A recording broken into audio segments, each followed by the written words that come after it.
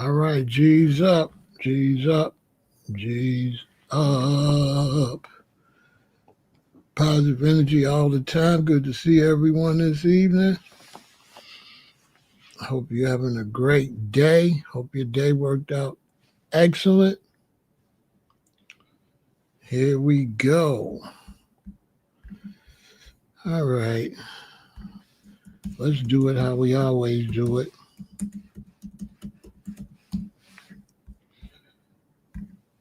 Here I go again. I tell you, I'm representing Chicago, Illinois. We got Pittsburgh, Pennsylvania in the building. We got Chicago, Illinois in the building. Right?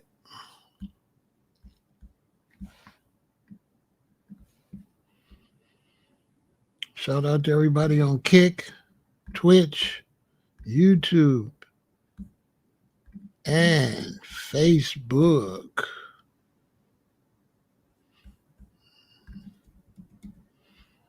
Yeah.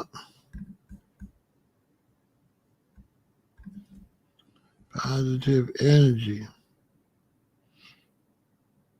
Look in the description. It should be in the description.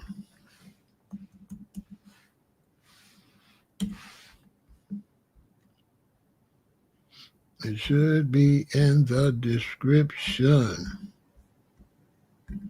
Let me check. It should be in the description. Let's see.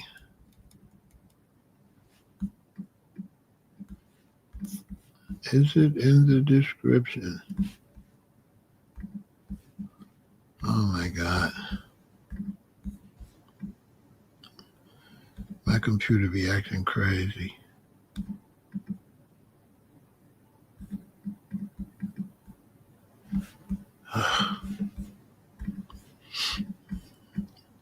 They keep changing these computers and adding things that you didn't ask for them to add.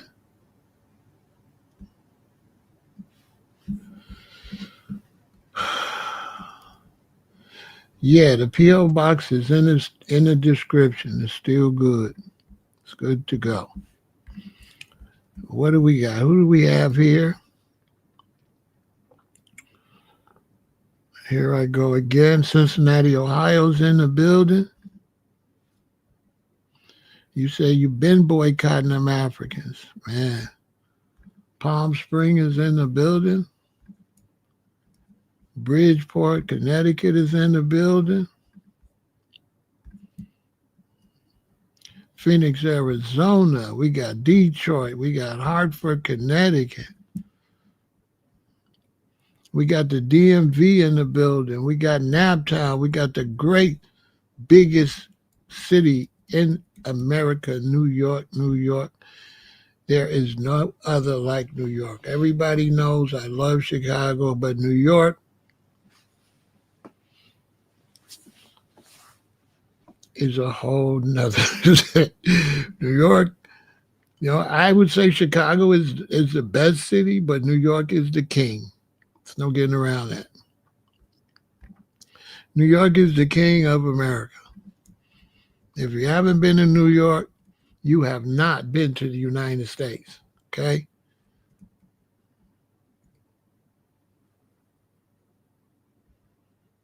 You say boycott. No, we boycotting African businesses. What's your name, Mark? Yeah, we boycotting Africans. Yeah, we boycotting Africans. Sorry, not sorry. We got San Francisco in the building. We got Greensboro in the building. We got Richmond, California in the building. We got the NOLA in the building. We got Louisiana in the building. We got all the people from the whole United States in the building. So, I've got people saying, why don't you boycott some other people? We got Oakland in the building. We got Kansas City in the building. We got Toledo, Ohio. I love Ohio. The Bay Area. I love the Bay. Yep, I love California. Shout out to everybody in Cali. You know I love Cali. So, I've had brothers coming over here. Why don't you boycott the Asians? Why don't you boycott this? Why you don't show love to our brothers in Africa? Well, look, let me explain something to you. Let's get this straight right off the top. You see, I got leadership qualities. I lead in certain aspects in life. I'm CEO of my own record label, stuff like that. But I'm a rider. I am a rider, okay? All right? Da, da, da, da, da, da, da. I am a rider. I am a strong supporter. Okay? Because brother's going to ask me. Now, black women have said they want to boycott African braid shops and African business. This is what a lot of black women have said. That's what we're going to do. So ask me why I'm supporting. Don't ask me why I'm doing it. I'm doing it because I ride with my people. And if black women tell me that they don't like the way they've been being treated in African braiding spots and African businesses, that's all they got to do is tell me once.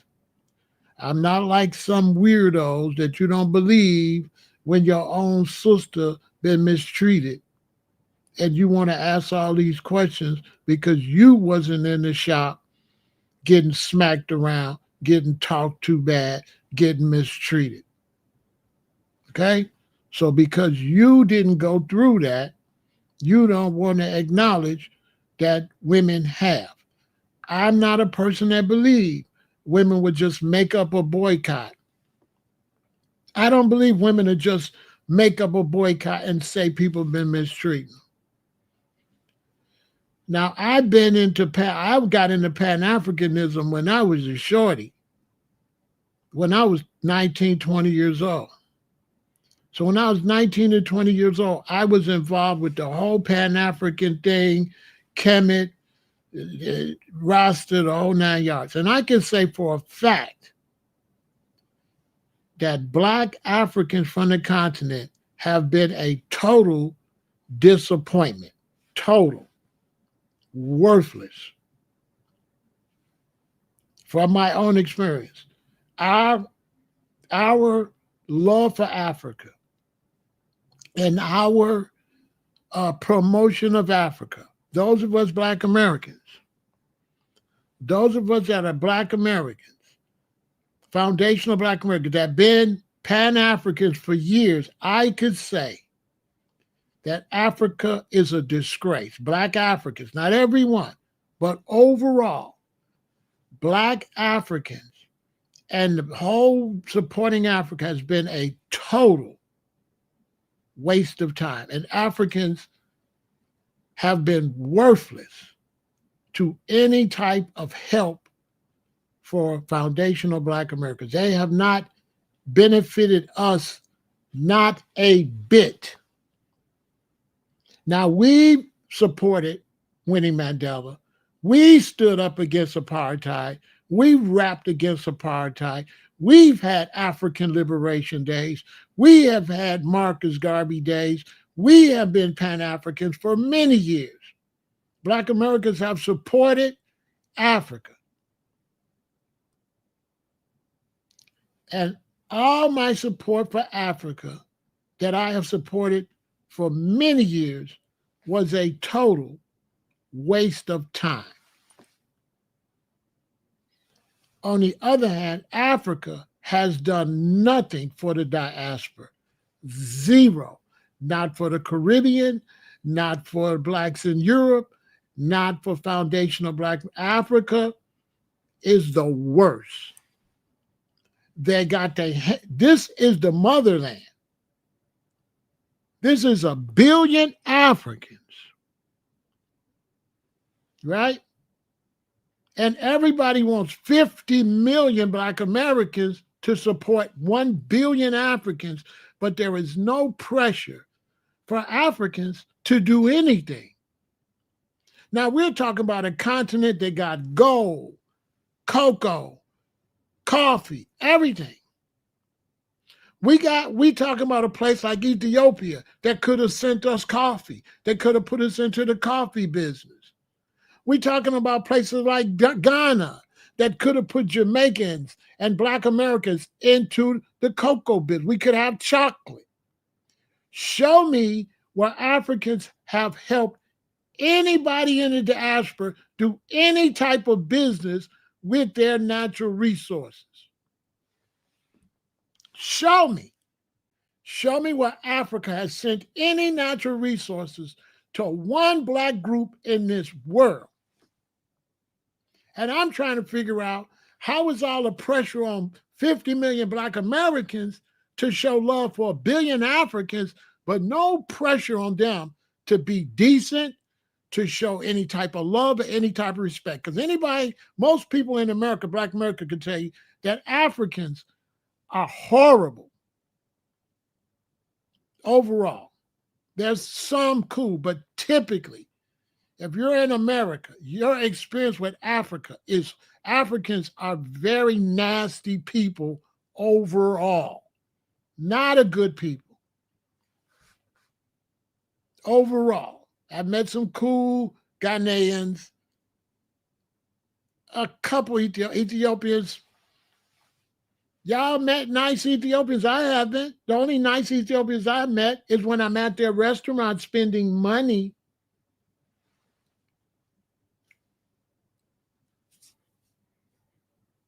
I haven't met any really friendly Ethiopians like that. Nigerians, oh my God, are some of the meanest Black people you could meet. Now I met a lot of cool Ghanaians, but we talk about the continent of Africa is worthless to the diaspora.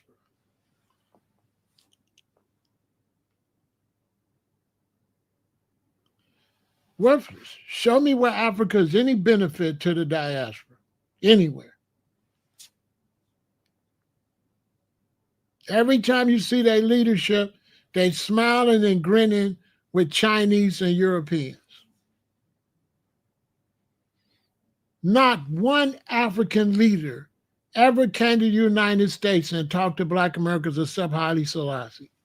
You never see African leaders come here and come to the Black communities and on a tour, right, to come. Never, never. I challenge you to show me where any African leader, when they came to the United States, took time to come see us. Now, everybody say, oh, those are our brothers and those are our sisters. Show me any brotherly and sisterly love from Africa. Put it in the chat, because I must have missed it, and I'm 67. I must have missed it. Put it in the chat if you've seen any brotherly love from Africa. Put it in the chat. I guess I missed it. I guess I missed it. I must have missed it.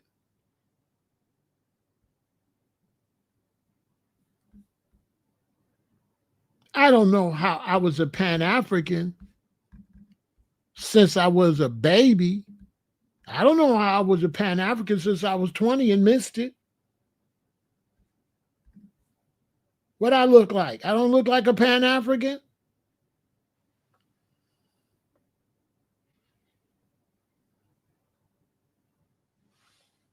Muhammad Ali, Let me ask again. Let me ask you again, one-on-one. Show me where Africans came to America and showed Black Americans any type of love. Any. Show me anywhere. Not when Ali go to their land. Show me. Right? I'm sure you would agree that it's a big difference between the people in Africa that love Muhammad Ali and the presidents of all the African countries. Show me where any African president ever came to the United States to talk to us. Ever. Except Haile Selassie when he talked to Ebony and Jet. Show me where the leadership in Africa have showed us any attention. If you can't do that, stay out the comments. Show me where the leadership, because in America, Trump is our president. We don't have black leadership. We don't have black, but Africa got how many black presidents, right? Now, they say this is our family. They said Africans is our family. Now, from what I understood, Africa is the mother. Right? So if Africa's the motherland, then we're the children, right? Now, who's supposed to reach out? The children or the mother? Who's supposed to be the one looking out? Who's the one that's supposed to be the most aggressive? The children or the mother? So you're telling me that 50 million Black Americans are supposed to be more loving and reaching out to Africans from Africa?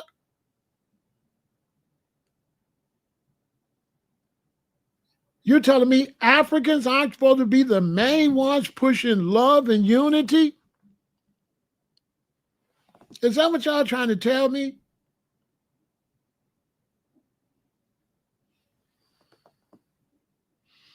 You're telling me that Africans can come here and open braid things and take money, don't give a toy to Christmas come, they don't give. These is Black American women. Christmas come. Do they give them women toys? Do they have toy drives or anything in the Black community? Gaddafi not no African. Gaddafi was an invader.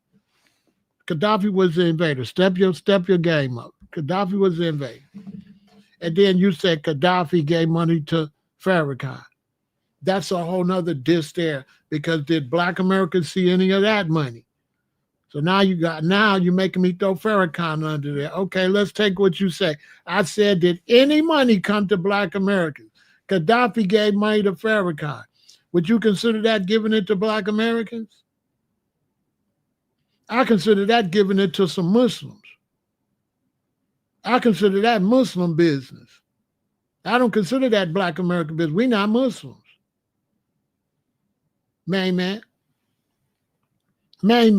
That was Muslim business. That wasn't Black people business. Islam is not Black people business. That's not Black people business, because Farrakhan had a Savior's Day and we didn't see none of that money. So now you're getting Farrakhan in trouble, because Farrakhan had a Savior's Day. Well, a whole lot of Black Americans went and gave him a whole lot of money. Point that out where that money went, man. Anyway, I reject everything you say. Let me delete this nonsense. I don't deal with nonsense, bro. You talking crazy. Stop interrupting me. Stop interrupting me. Trying to find a way to make excuses for Africa. Because Gaddafi ain't no African. Farrakhan never did nothing with the money. And you just talking. You just a brother trying to make me look like I don't know what I'm talking about, but you ain't showing nothing solid.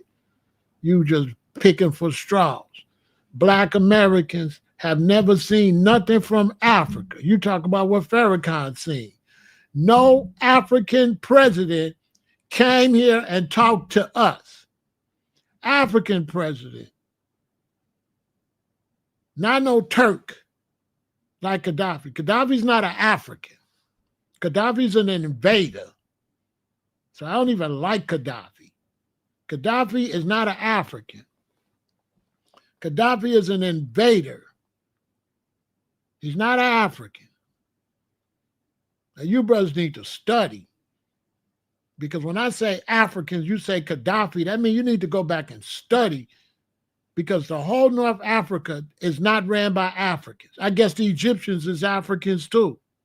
Those are not Africans. Okay? So let me get back to what I'm saying without the ridiculous interruptions. Because some brothers, they can't give you no respect and say, brother, you right. Okay? So this brother, he can't just say, brother, you right. He like, let me find something wrong with what he's saying. I am 100% right. And the brother that came over here is a brother trying to pick holes in what I'm saying. No Black Americans have seen nothing from Africa. Black Americans, I didn't say Farrakhan. Black Americans have seen nothing from Kenya, Ghana, Nigeria, or no African country. Black Americans have seen nothing. I'm saying that because they keep telling us to show brotherly, sisterly love. And this is the problem, because the love is a one way. We're supposed to show Africans love. Africans don't show us no love and no respect. Any brothers over here that live in the United States that don't admit that Africa's a stank and don't respect him is a liar.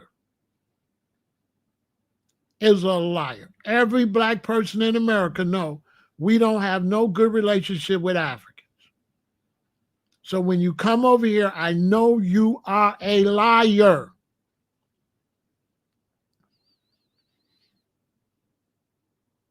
I know you are a liar. I lived in Los Angeles, a huge city. I born and I lived in Chicago, a huge city. We have no relationship with Africans other than our women going to get their hair braided and spending money with them. We do not have Africans coming to Black American barbershops.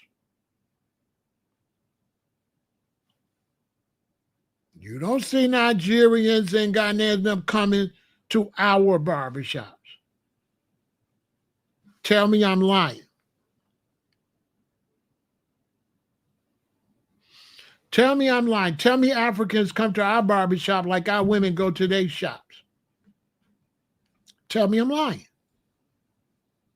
You brothers be in the barbershop. Africans come to the Black barbershop. In Chicago, the Africans go live up where the whites live, far away from us. They will sell us things. They will come to our festivals. But even when they come to our festivals, they do not mingle with us.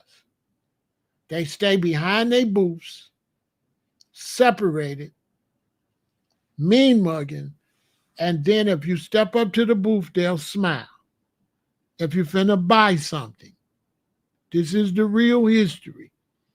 If you step up to their booths at African Liberate, they'll find out where our events is to come sell African stuff. But they will not mingle with us at all. And they will smile with you only when you walk up to the booth. After so long, when they see you don't want to buy something, and you don't buy it after a certain period of time, that smile go away. And they call you my brother when you spend in money. Even when you go to Africa, if you go to Ghana and stuff like that, if you're spending money, they're going to call you my brother, my sister. Other than that, no. Okay? One reason that Black people in the world are behind, the main reason is because of Black Africans. Black Africans hold back the whole diaspora. Black Africans have sold out Africa. So how could they help me when they sell out Africa to the Chinese or to the highest bidder? So Black women said they want to boycott. Let's do it. See me? If a lot of you brothers say, Pharaoh, the police is mistreating them, let's do it. Black women, you say, Pharaoh, they don't treat me right. Let's do it. I'm not one of these brothers that's going to ignore your cries. I'm not one of these brothers that's going to come over here making excuses rather than go to TikTok first and look at the mistreatment and then come over here. But if you haven't looked to see what the sisters are complaining about, go look, because I did my research. I did my research. So we should stop spending money with Africans forever. We should not spend any money with Africans. Period. We must listen. Now, people going to say, well, you spend money with Asians. We got to shut them down too. But here's the issue, because people bring up Asians. Here's the issue. Let me give you an example you could relate. You go to school. You got a brother go to school with you. He a year older than you.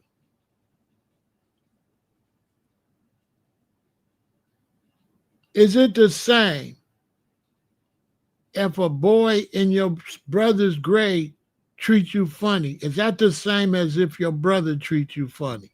Which one gonna piss you off the most? Somebody in your brother's grade that treats you funny, or your brother? Which one you gonna find the most egregious? So you gotta understand that since Roots came out, Black Americans have had an affinity in their mind, a love affair in their mind for Africa. Black Americans looked at Africans as our brothers and our sisters. You got blacks right now saying, why y'all boycotting our brothers and our sisters? But yet, nobody's requiring Africans to be brotherly and sisterly. Africans do not act like brothers and sisters. They do not.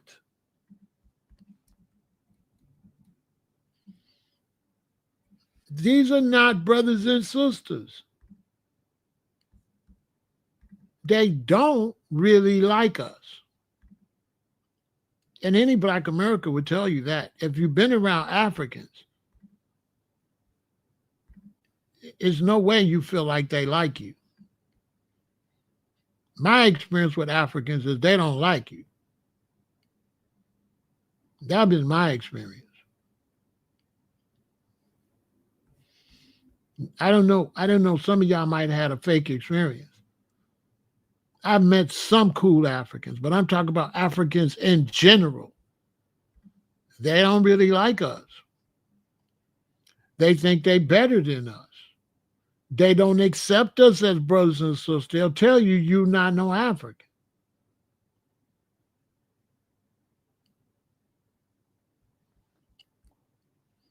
Here in Chicago, they won't pick you up in the cab, and you could be dressed nice and everything. They'll drive right by you. They'll pick up whites. They're real nice to white people. Oh, they're really, really nice to whites. Oh, my God. They love them. But they're not really nice to Black people. They won't pick you up unless you ordered the cab and they have to from their job. But as far as flagging one down, they're not going to pick you up. And they in your country, and they here because of what you achieved. They didn't come here doing Jim Crow. They didn't come here when they couldn't use the bathroom, when they couldn't get on the bus, when they would have got beat, when they had to get off the sidewalk with a white man and go stand in the mud. They didn't come for that. They waited until we did all that fighting for people with a brown skin to walk around. Right? There was only white skin could walk around. And your ancestors and your relatives fought for brown skin to use the toilet, for brown skin to ride the bus. And once we fought for brown skin to have freedom, that's when the brown immigrants started coming. And they waited until that fight was over. They didn't come get in the fight. And then they don't want to give you respect for making it possible for them to be here. And this is what's so horrible about Africans and other blacks from other places too. Because they don't want to respect the people that make it possible for they could walk around the streets of America. And sometimes these African brothers, they go to the wrong state and they run into racists and they get a wake-up call, like the Ethiopian brother that got unalive. Where was that, Milwaukee or one of them? Remember? And they was out there crying. They couldn't believe it happened. You understand what I'm saying? And if you ain't strong, they'd be really rude. You know what I'm saying? Because I've had to check a few Africans. You know what I'm saying? In Chicago that forgot where they was at. He forgot where he was at. You know what I'm saying? You understand? So we should not spend no money with Africans this month.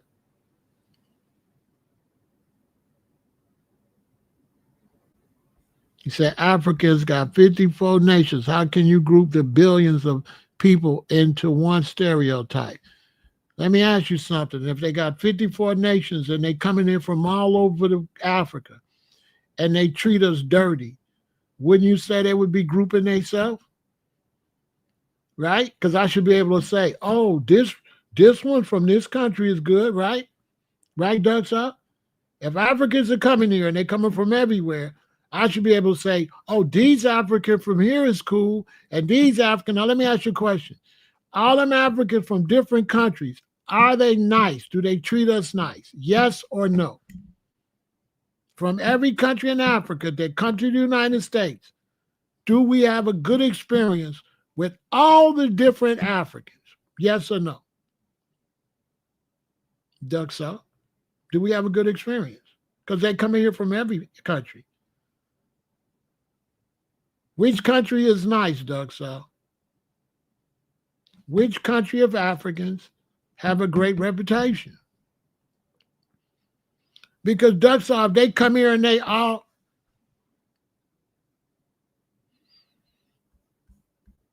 Oh, okay. Okay. All right. So you own some other stuff. You're probably a white supremacist, right?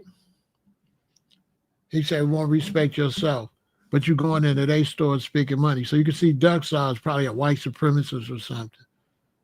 I don't waste time talking to people like that, because these are people that's going into businesses. And how can you say they don't respect themselves when they come and spending money in your business? You see, so Ducksaw was just some racist, or somebody just don't like us either, right? Because you see, he said don't stereotype Africans, and then what did he do? Turned around and stereotyped Black Americans. See, did you see that? Did you catch that? He said it's a bunch of them. So how you going to put them in one bucket? And then when he talked about us, what did he do?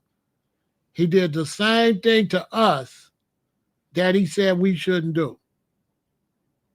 He's trying to say all Black Americans don't respect each other, which we all know he's crazy, because if so, we wouldn't have all these nice cities living together. We got Black American communities everywhere, right? So this was just a racist when they come with those weird names like that.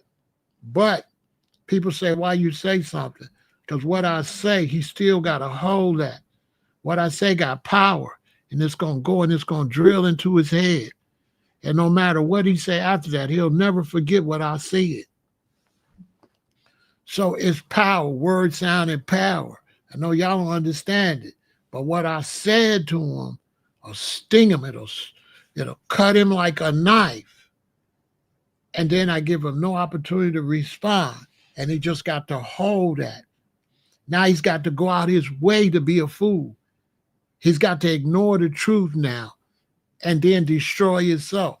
So from that point, when Ducksaw don't accept that and say, you're right, now he's destroying himself. Now he's being false to himself. He got to destroy himself. It's all word, sound, and power. So I just blocked the nonsense he said, and also show other people watching me, this is how you respond. This is how you respond to people like that. You understand? He's a fraud. He has no love for us. He trying to jump in our conversation, try to take advantage of us on social media, because in real life, he's afraid of Black Americans. He won't talk to us. He won't disrespect us face to face. You know what I'm saying? How will we know if the boycott is a success? This is the thing. You boycott or you don't. Those of us that boycott, we stood on business. Those of you that don't, it's pussy. And you got to live with being a pussy and being somebody that didn't stand on nothing. Because a lot of Black folks don't stand on nothing, especially Black men. That's something you got to live with. Those of us that's going to support it, we're going to be happy with whatever, because I'm going to support, regardless where it's going to go. When my people say we doing this, I'm doing it. Now, if it's not going to be a success and you didn't add to it, you part of the failure. You part of the failure. Because there's Black women on TikTok now say, I'm still going, embarrassing themselves. But what's going to happen is the women that's saying, I'm still going, they're going to run into a situation of racism different. And then that's when it's going to hit them. And they're going to say, I should have stood up with Black people when they said don't go. Because it ain't no guarantee that the women that said they still going still won't have no bad experience with Africans. So they got to make their bed and lie in it. But me, I'm doing what I'm supposed to do. They said they want to boycott, I'm boycotting. I'm not a person to say, oh, is it going to be a success? I don't do that.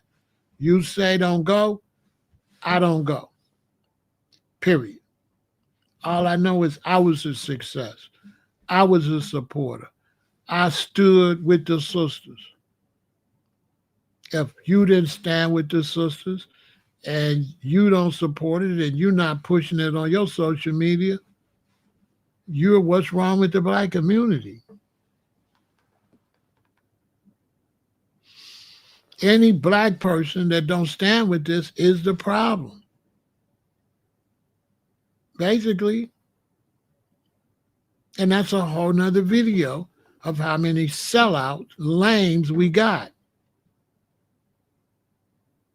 that don't stand for nothing.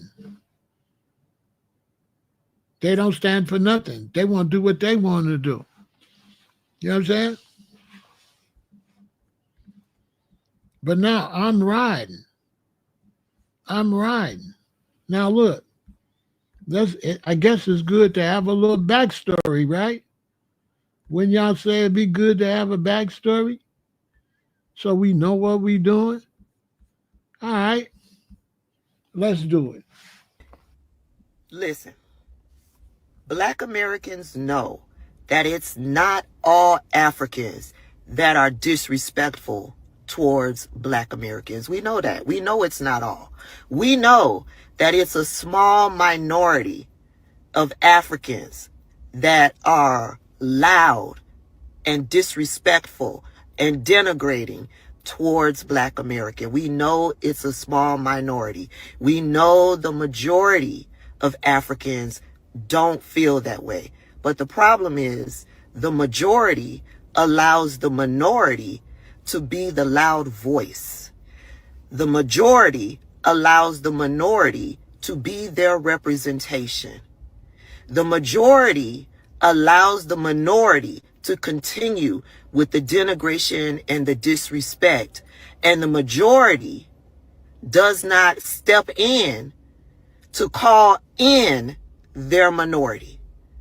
So if you are allowing the small portion of your continent to be loud and be disrespectful and denigrating, they become your voice. They become your representation. And if you aren't loud in combating that, then that tells us, your silence tells us that you are in agreement. We know it's not all Africans. We know it's not all Africans. It's time for the majority to shut down the minority. And y'all can say what y'all want, but y'all going up in these African shops and getting cussed out and getting played in, and getting brazen and big in the middle and little around the edges. Then y'all talking about something. Africans is not the problem. Yes, they is. Mm-hmm. Yes, they is. And y'all condone it because y'all love convenience. Y'all love to go sit up in somebody bikini bottom, the bottom of bikini bottom, as long as it come with quick self-serve checkout braids. I ain't never seen nobody that don't want to go sit at nobody. They always gonna be quick. 15 people was on my head. The disrespect that y'all go through going to the African braid shop, y'all are the reason why they keep opening up 15 shops. Y'all over here giving them y'all hard-earned money and they cussing you out, slapping you in the face, putting synthetic hair in your head, doing y'all any kind of way. Doing y'all any kind of way. And like I said, I don't care. If you got good service, you just got good service. If you a bad braider, you a bad braider. You a good braider, you a good braider. I'm not no hater. But the way I keep scrolling down my timeline, that's why I don't double tap African. When I see y'all, oh, come with me to go get my hair done. Let me go get my hair done. Let me go over there and get cussed out. Let me go over there and get the middle big and the outside little. Let me go over there and do that. And then get treated like dog crap. Then you got to hold the baby. Then you got to take them home. Then you don't even get a discount. All I'm saying is, I would rather go, what is that, eat crumbs with bombs, than let somebody, treat me any kind of way and get them that money because of convenience. And I said what I said. It don't make no sense how they keep popping up. They got shops each. Don't mind my jiggly arm, I can cook. But it don't make no sense how they got all these shops up around here and they treating y'all, folks slapping folks. Where's the professionalism? Let it been a black-owned business. Let it been a black-owned business right here. They get on Facebook and bash black-owned business like it ain't nothing. But Africans can do whatever they want to do. Yeah, bye. Black folks, stop spending your money with these people. Don't go to their hair braiding shop. Hell, they about pulling your edges out anyway. Be in the shop, talking all crazy about you in their native tongue because they scared to tell you that stuff in English. Don't never invest anything back into the community. I don't see none of these shops having back to school drives for these kids or nothing. But be right in the mix where we dwell, making their money off of us. So I hear the women supposed to be boycotting these shops. I'm all for it. Please do so. Quit spending your money with these people. It'll shut them the hell up, trust me. I don't know about y'all, but I'm about to stop going to the African braiding salon, and I feel like a lot of black women should do the same. Hear me out. I don't know if it's just me, but I honestly feel like I have anxiety and like legitimate trauma associated with these establishments. Like, it's that bad. You're there all day. They tell you one price when you get there and then tell you something different when they have you sitting down. They're disrespectful. They're rude as fuck. It's to the point where it's like dehumanizing at this point, honestly. Like, it's just not healthy. Like, I just don't think it's good for black women's mental health to continue to patronize places that dehumanize black women. And this is something that I've noticed. It's like the ruder you are with some of the people that work at the salon, the nicer they are to you. Like, it's weird as fuck. It's like they strive in this like weird combative space, and it's just not healthy. It's not cute. It's not professional. It's just, it's honestly disgusting. It's I wouldn't even describe it as ghetto. Like, me calling it ghetto is actually an insult to ghetto people, because I know ghetto people who still conduct themselves with a certain level of professionalism. So it's beneath the ghetto. That's how bad it is. But yeah, y'all got it. I'm done supporting these businesses. I just don't think it's worth the time. I don't think it's worth the stress. If you know any African braiding salons in the Philly area, or in any area for that matter, that showcase just a certain level of professionalism, please comment below. I would love to support them. You know, we love to circulate the black dollar. But what I'm not about to do is support businesses that foster an unsafe environment for black women and for our mental health. Okay? Yeah, I will not be supporting these businesses that disrespect black women. I don't give a fuck if you're Asian owned, black owned, African owned. I don't give a fuck. If you disrespect the black women, you will not be getting my money. Don't forget, ladies, August 1st, we boycotting them braiders. I understand you women like to go get your hair done in 4-5 hours. Okay. But if we don't stand for nothing, we gonna fall. Like, man, we gonna fall for anything. You hear all these Africans online talking about we need them. We black. We don't need a motherfucking body. Y'all understand us? We don't need them. Y'all keep forgetting y'all on our land. This is our land. We didn't come from no motherfucking Africa. And when black people realize that and do their genealogy, you'll realize that we from Africa bullshit they tried to sell us. No. Look at my eyes. We're not from Africa, guys. We're from this planet. We are in the motherland. You feel me? We are foundational black Americans. All the rest of the people that they call black, they're not us. Sorry. So I've been seeing a lot of videos, want to know why is the August 1st boycott of African businesses happening. So I've prepared a few snippets for you to watch.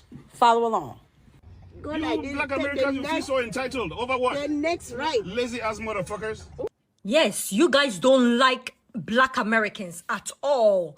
You guys just say bad things about them. They're criminals. They're from slavery. They are not from Africa. They don't know their home. Oh. I don't think Africans should be calling themselves black. We have the most genetic diversity in the African continent, and we're reducing it to a skin color. That's a mockery of us as an African peoples. White people are not the problem in America. There is a narrative that is constantly attacking white people in America as if anyone born today enslaved anyone born today. It didn't, like, nobody that's white today enslaved you. They cannot walk away and pass the liquor store.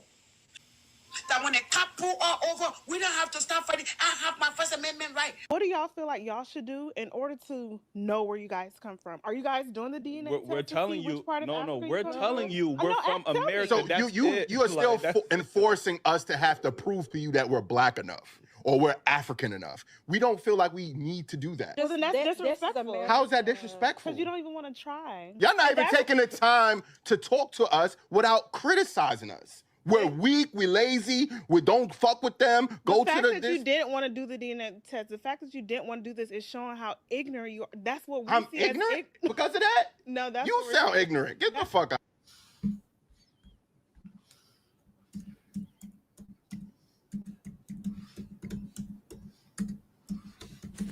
Those of you who wanted to know why the boycott is happening, I hope all those preceding videos answered your question. There you have it. I got somebody over here with ham and all that. Bro, leave that religious fanatical stuff out of this, okay? Go to your church or something with that, all right? Yeah, leave that. We don't want to hear that right now.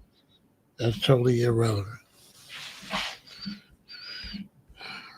Religion has done nothing. Religion, resmidgen, you know, we ham and all that. That has nothing to do with spending your money with different people, and they don't respect your dollars, okay? We're spending money with people that don't respect our dollars. And the problem I got with the African continent is the African continent is not doing what they're supposed to do.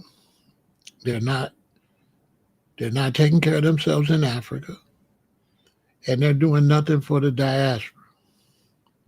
Nothing. Africans come with their chest stuck out, right? But this is Africa.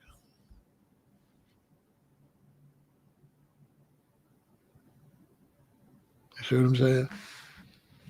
This is Africa. There is nowhere in America, no black neighborhood, nowhere look like this.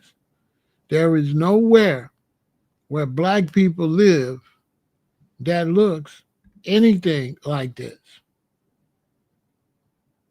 And so to stick your chest all out, I don't respect that. Okay? I don't respect that. You say the whole continent, show me any parts of America where black people act like that. That's my point. Show me any black American community like that is my point, Master of Whackness. I know you're the master of whackness, but get rid of the whackness and come with some reality. My point is, do black Americans live like that anywhere in the United States? Yes or no? Master of Whackness. Yes or no? Yes or no? Because we're talking about people walking around with their chest stuck out. If you're walking around with your chest stuck out, there shouldn't be nothing like this in your continent. If you got your chest stuck out and you're a great African and you're so better than everybody, this should not exist nowhere on your continent. And this appears you're fleeing somewhere. It seems like you're fleeing Africa. It seems like you're fleeing Africa and coming here and poking your chest out, thinking we don't know about this type of living conditions where you came from. You won't fix your own country, your own continent. You have no power in your own continent, but you got your chest stuck out. Okay? You got your chest stuck out,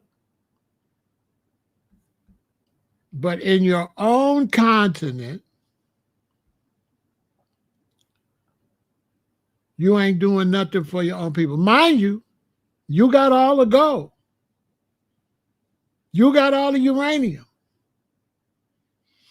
You got all the diamonds. You live on the richest continent in the world as far as natural resources. So the question becomes, what are you even coming here for? Well, let me tell you something, black man from Africa, because you're a coward. That's why you coming here. You coming here because somebody's punking you on your own land, and you're poor on the richest continent in the world. And you're coming here where we're doing better than you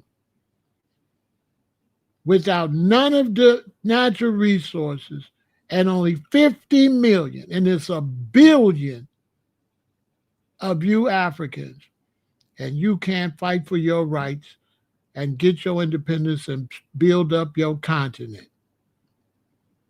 You're not beating on your chest in Africa. You was a coward, bum, sissy in Africa. You get no respect from the Muslims, from the Egyptians and all them people in North Africa. You get no respect from France, Germany, England. You don't get no respect from the United States government punking you over there. But you want to come and disrespect the foundational black Americans in America. Why you don't say nothing to the white man in America that's taking all your stuff? Just to the black African men. On top of that, You mostly talk crazy to the elderly and to the women. You will not come to the black community in Chicago and talk crazy. Typically, the black African man is a punk. He talks crazy online. He don't come outside and play. He don't say none of that at none of them African festivals we go to. He don't say none of that when we see him on the streets. He keep his head down and he go about his business. One thing about foundational Black Americans, what we say online, we say outside. It be smoke. But the Africans are total cowards outside. Quiet. It has to be a dominant situation for them to talk crazy. They got to have our women in their shop. They don't do that when the husband in there or the boyfriend in there. They quiet as a church mouse. The black African man is a coward and a disgrace to his race. He's a coward. He's a disgrace. He's the number one person getting punked by white supremacy in this world. Punking him and taking everything he got. Okay? Everything you got being stolen. You got to come to America and buy your gold for some European Jewish people. Sell you back your gold. You come to America, you get married, you go to a jewelry store and buy your gold that somebody stole and your diamonds to put on your wife's hand. And you got all the diamonds and gold in Africa and you don't got no jewelry stores. In the United States, you got your woman bummy, toe up, braiding hair. The African man coming from a place with the most natural resources and he got no natural resources, not a one. He don't have a chocolate company. He got all that chocolate in Ghana. He don't have jewelry stores. He got all that gold. He got all them diamonds and he got nothing. He got all that iron ore and he's selling no international automobiles. He has no continental navy, no continental army, no continental air force. Every country, he's a second class and third class citizen on his own continent.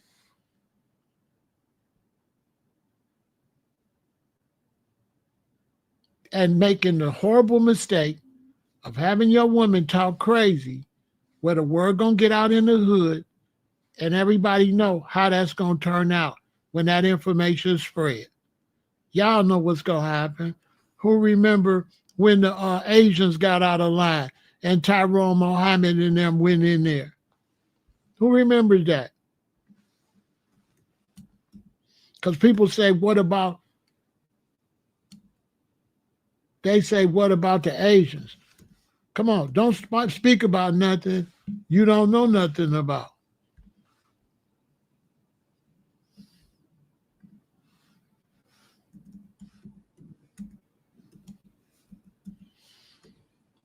The Asians have been checked here a few times. Okay? If you don't know.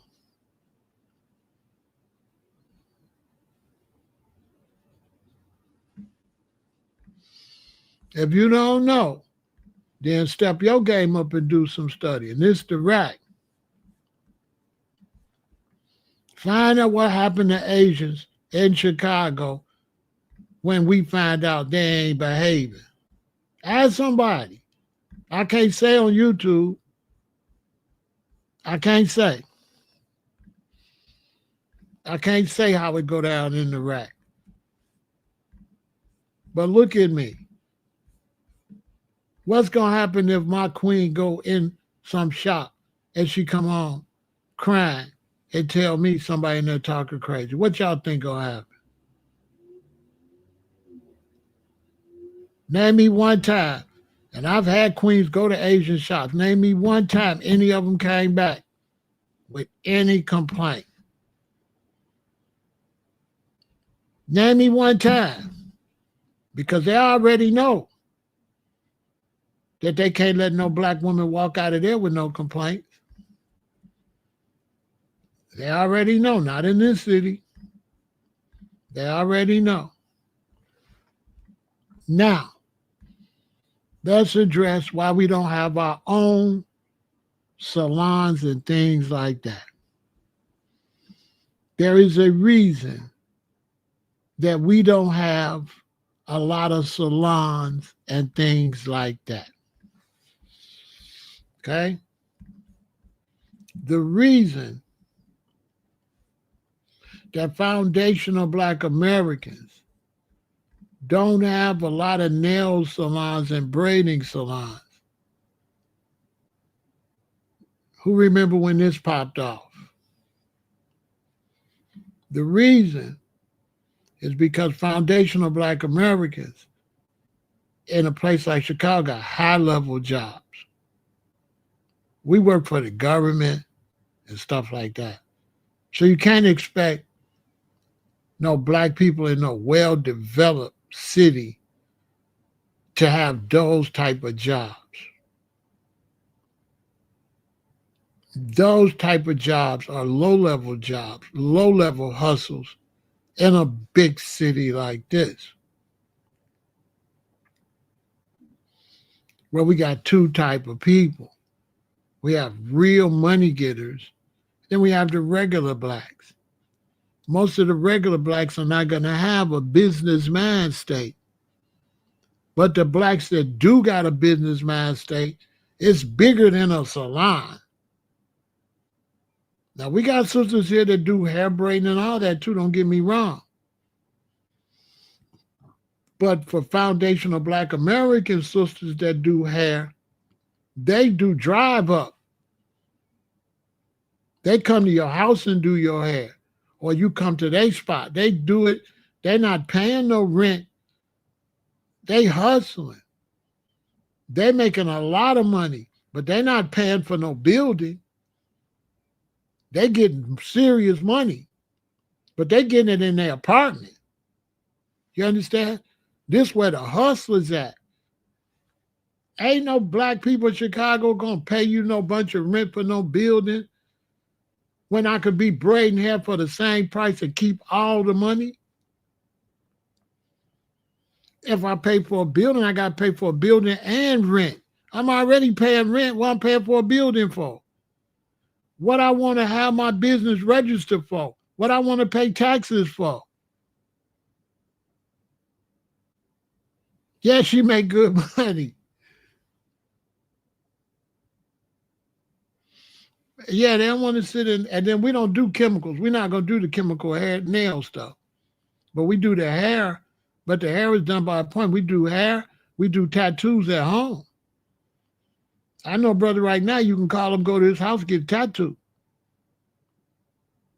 And when you go to his house, it looks just like a tattoo shop. But he ain't got no big sign telling the IRS, I'm doing tattoos, I'm making money. He tell you he doing cash. So you're talking about a different culture. I had a Jamaican friend ask me that. He said, why y'all don't go downtown and get licenses and open stores? And like I told him, y'all come from like a third world country where people sell stuff outside and people have shops. This Chicago, this is a big metropolitan area. So we don't have that Asian from the backwoods or Jamaican or African. We don't have that mindset. We work for CTA, we drive bus, we work for the Chicago Police Department, we work for the fire department. We don't have that open a little shop mentality. That's a third world mentality, straight up. That's not the typical mentality. For a foundational Black American, success means go to medical school, be a dentist, See, we don't have that. And I had to tell my Jamaican friend that we don't have that mentality. You're from Jamaica, where you got little shanties and little stores and you sell your fruit. We not from that. We from a very sophisticated country. My mom and daddy never had a store. My mom worked for the United States government. My daddy drove bus for the CTA. My sister's an engineer.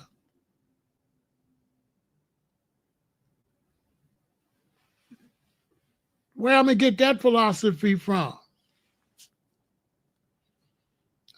We don't grow up at that type of mentality. Even the young sister just trying to get her feet wet to make some money. She a CNA. Then she go back and be a nurse. This type of stuff we do. We work for the city, park district, garbage, stuff like that. Brothers be out working on construction sites in Chicago. Brothers out with the hard hat on in Chicago. Black folks work downtown. So when you look at downtown Chicago and you see all them buildings, that's where we at. We in them skyscrapers downtown. These sisters getting money. They look at you as a peon. You just braiding hair. They break that little money off like it ain't nothing. His son's wife got lawn services, stuff like that.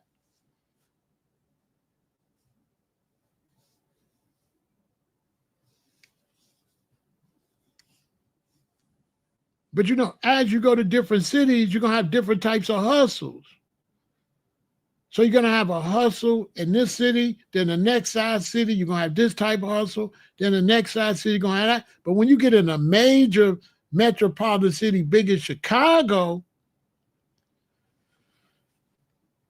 so there's brothers got lawn services, but it's not like your lawn service can work all over Chicago. It's too big.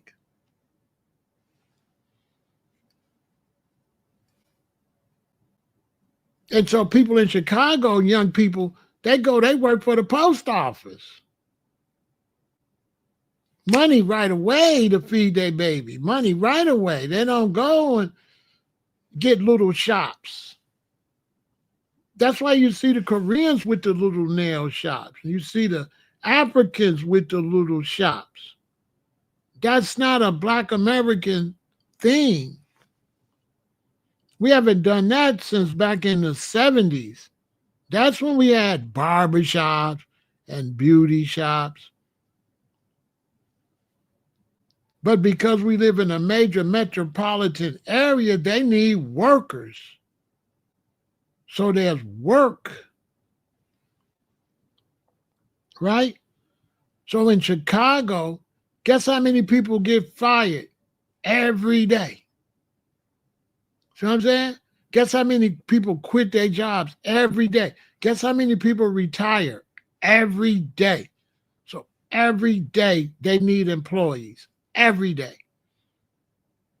So there's a lot of ways to make money.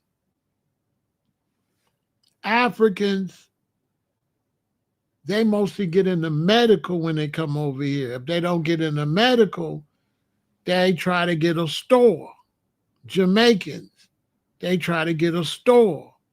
Koreans and Asians, they try to get a store. Indians.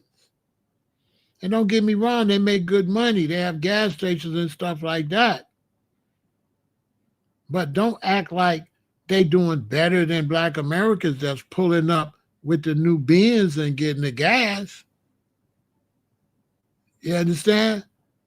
The people that's buying the gas got money. This is what people get confused. The people buying the gas, these ain't no lot of broke people that's keeping these gas stations open, that's keeping these Whole Foods and these stores open. People got good jobs. So when you start saying that why black women don't go get in the shop and do hair, it ain't really the type of job that black Americans can kind of do. It's foreigners would do that type of job.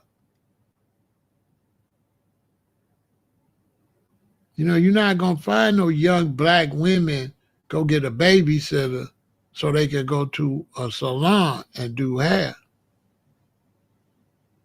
So it's a cultural reason we don't do it. It's not because we want somebody that we don't see the money. There's a cultural difference in how you make money. Foundational Black Americans have a different way how we make money. We don't make money like somebody from Korea, somebody from the Philippines, or somebody from the backwoods of Africa. They don't come from a sophisticated situation. They come from a more primitive situation. And then people say, well, they be real successful. Yeah, with our money. With our money. They do good with our women's money. So let's not act like they're doing better than us when we're the one making them get money. We're the one getting the bag, coming in there, getting the hair braided. So these people are out of line.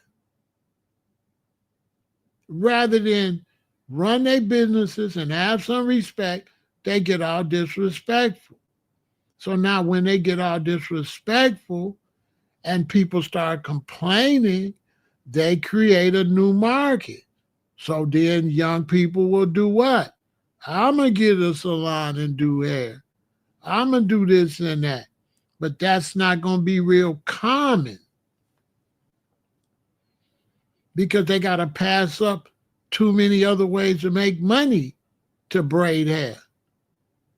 And what's going to make you pass up easier ways to make money to stand up and braid hair when you could be sitting on your phone at the post office talking and just sitting down and just throwing a package in a thing? Which job would you go get?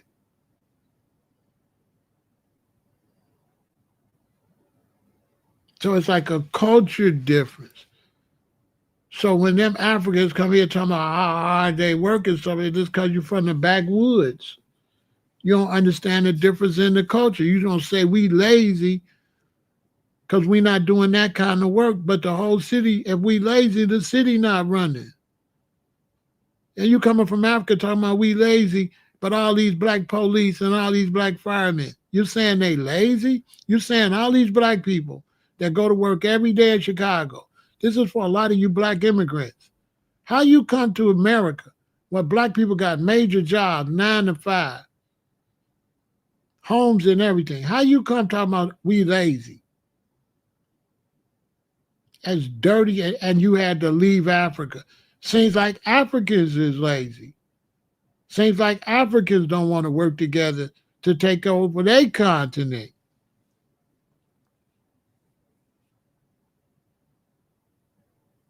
That's what it seemed like.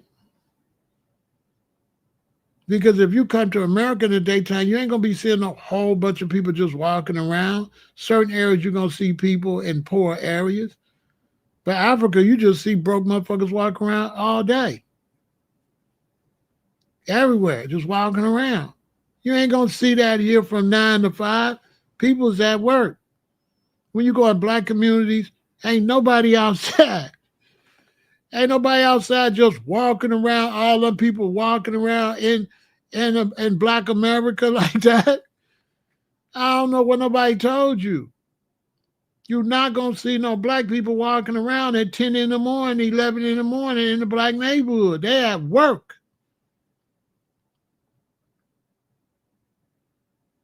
Even the more hustlers that don't work, you ain't going to even see them till 2 o'clock. You're not going to see all them dusty people walking around like that. Africans need to shut up, man, and be ashamed of themselves. As raggedy as Africa is, and coming over here trying to talk crazy about us, and we don't even do them like that. But we're going to have to start doing Africans like this. We're going to have to start disrespecting the continent. We're going to have to start calling them this. We're going to have to start calling them dusty and telling them you just came over here because your country raggedy. You didn't want to be a goat herder no more. See what I'm saying? If that's what we're going to do. Because typically when you see African women, they ain't got no class. And when you do see them get class, they emulate European women and try to get in magazines and stuff. But you don't really see no beautiful, fixed up African women in Africa. They just be walking around with something on their head. They don't be looking good like that. They be looking beat down and broke. Go look at video of black Africans walking around in Ghana. They look toe up. They don't look good. They go find these African women and try to take certain pictures and stuff like that. But they don't look sophisticated and well kept. It's not clean. Africa's dirty. That's why they show you the couple cities that's fixed up. And if you look at pictures of African cities fixed up, you never see nobody outside. It look like AI. There's always a bunch of beautiful buildings and no people nowhere. Y'all ain't never noticed that?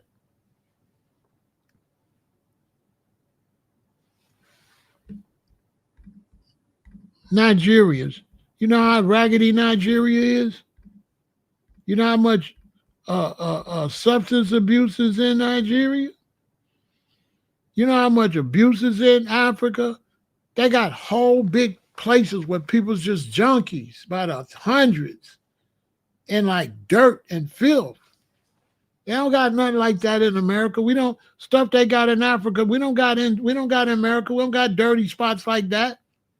We starting to get some homeless camps and stuff, but it ain't nothing. It ain't nothing like Africa. For some Africans to be coming over here beating on their chest. Let me tell you something. When a person comes to America from the islands or from Africa, and you see them trying to disrespect foundational Black Americans, that's because they got low self-esteem and they feel insecure about where they came from. Africans are embarrassed of where they came from. And that's why they try to come and try to find something wrong with us. Because where they came from, they're embarrassed. And the fact they had to flee, they're embarrassed. For an African man to have to flee his continent and come over here where we've been over here through slavery and we ain't ran, how is a punk that ran gonna talk crazy to me? You African brothers is pussy. Y'all ran. Y'all ran from your own land, the motherland. Y'all ran and came over here where slaves stood stronger in a foreign land. Some brothers say this is our land, but it was still at one point a foreign land because whites took it. So even if you say you're indigenous to this land, it still became foreign to you when the Army, Navy, Air Force, Marine, Cavalry took it. So even the ones that's here, you were still a stranger in your own land. You didn't have any power in your own land. This is to the brothers that say, we're not from Africa, we from here. You still had no power. Okay? But we fought. We might as well have been from Africa. Somebody had took it from you. And we fought and we built ourselves up. And once we build ourselves up, we fought past racism. That's when the other blacks came. The other blacks did not come when it was smoke. When it was segregation and Jim Crow, there was no Caribbeans, there was no Africans. The early Pan-African brothers, when they came from the Caribbean and to the United States, they went to Liberia because they was afraid they'd be put in slavery. Look up Delaney and all of them. They ran from here from the fear of being put into slavery. Marcus Garvey, he from Jamaica, he ended up in slavery. He ended up in prison up here. And white people locked him up. These are facts. He came up here and they grabbed him and locked him up. Welcome to Babylon. Locked him up. Let him go and threw him out.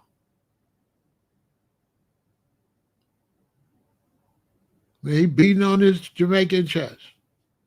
Locked him up and threw him out. He ain't stand tall here like we did. And so for Africans to come here and everybody talk about, I should respect my brothers and sisters. They say they my brothers and sisters. And I'm sick of that because we always got to be a brother and sister to Africa. Y'all ain't never noticed that? They always telling us that the Africans is our brothers and sisters. Why the fuck you ain't telling the Africans that we they brothers and sisters? Why is it one-sided? It's always one-sided.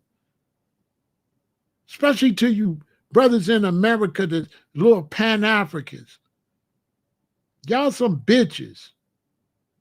You new Pan-Africans. Pan-Africanism wasn't meant to be a bitch and sell out your own army. If you're in Black America, this your army. You can respect Africa, but don't be a bitch and sell your own army out. If you want to sell us out, take your bitch ass to Africa. That's to all you Pan-African Black Americans. I'm sick of y'all too. Y'all Black people in America, you brothers, that's constantly talking that Africa shit, get the fuck out of here and go to Africa. All that talk about Africa and praising Africa and never going, that shit finna end. You not gonna stay here like no vampire and eat over here, but keep praising Africa. Bitch, go to Africa. Take your bitch ass to Africa. Like Dr. Umar. He's a bitch. Because he's a Peter Pan African. Because if Africa that great, why you ain't there? Who the fuck want to keep hearing you talk about? It's like being with a woman and you stay with her, but you keep talking about the other woman is so great, but you constantly live with her. That's what Pan-Africans is. I can't stand Black American Pan-Africans. Because I've been with Pan-Africans that's still in Jamaica, still singing that bullshit. Them niggas ain't never going to Africa.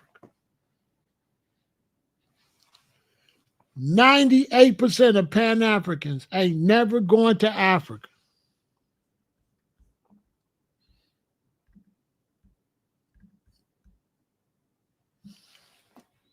%98 of Pan-Africans ain't never going to Africa.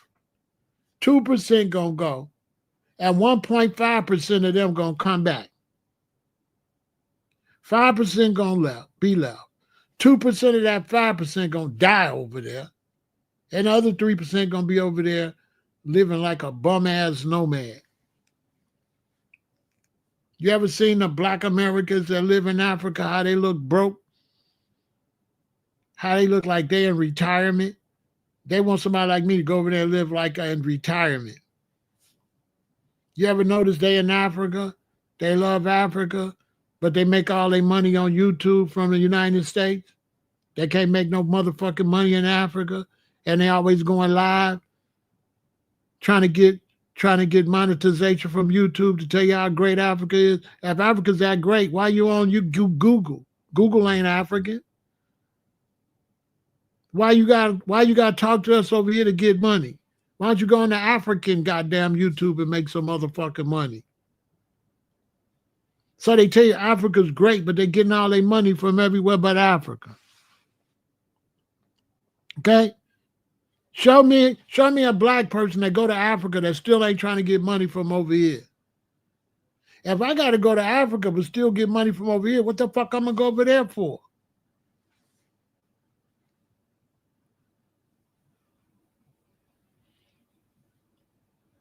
So if somebody asked me why I'm supporting the boycott, the black woman told me she getting disrespected and mistreated. That's all I need to hear. Boycott.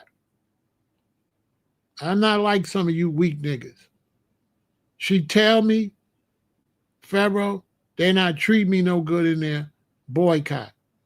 That's it. I see some weirdo nigga with some dreadlocks, chubby. I see some weirdo. No, we can't be this. We got to stick together with our brothers and sisters. I can't stand dudes like that. All the brothers making them videos about how we got to stick together with our brothers and sisters. They ain't sticking together with shit. They just trying to sound black. Y'all young people, listen to me. Most Pan-Africans are fake. They feel like it make them look good. So they just do this fake Pan-African persona because they feel like, yeah, I'm a proud black man. You know, we got to stick together with our brothers and sisters. It sound good. It be sounding good. That's why they don't be liking me, because they can't understand how I can say fuck Africa straight out like that. They represent my strength because they like, damn, he really don't give a fuck. You know what I'm saying? They see I don't got to play fake Pan-African to really be strong out here. I ain't got to say no fake make-believe ideology. But these brothers, you fake-ass niggas with that fake Pan-African shit, all y'all is pandering, trying to look black and sound black, and you feel like that's what you need to say to fucking sound black. But my thing is this: if you're a black man and you talk about going back to Africa and you got your black woman over here being disrespected by somebody and your punk ass ain't stand on that, you a bitch over here and you're going to be a bitch in Africa. If African women can come and disrespect your woman over here and you a bitch and you ain't saying nothing, you're going to have a bitch in America, you're going to be a bitch in Africa. So they don't even need you in Africa. Don't nobody need no bitch nigga to come to Africa. It don't got to be your wife. If you see any black woman get mistreated, your people from your turf, and you let some black people from another turf come on your turf and punk your women on your turf, and you say your punk ass want to go to Africa, I would never go to Africa with no bitch punk ass nigga. You ain't no soldier. A soldier gonna defend their people wherever that soldier is stationed at. We stationed in the U.S. as a military. We the United States black military in the United States. Don't be fucking with black people in the United States. They say, well, what about your own people killing your own people? That's different. That's different. Other people can't do what we do to each other. You can't do what we do to each other. I might call my sister, my real sister, I might call her something, but the dude you outside, you can't call my sister what I call my sister. You can't talk to my little brother the way I'm in the house talking to him. This is my little brother. So don't worry about black Americans in America and what we going through. We don't be letting no white people run over us, I bet you that. One thing about black Americans, foundational black Americans, we don't play with nobody. They talking about ICE gonna come for us. ICE is not gonna fuck with us because they already know it be smoke behind that shit. That just show you black Africans and some of y'all some bitches. Because anytime a black person say, well, after they put us out, they gonna put y'all. No, they gonna put your bitch ass out because you a bitch. They're gonna put you out because you ain't standing on nothing. You ain't 50 million strong. You ain't 50 million strong.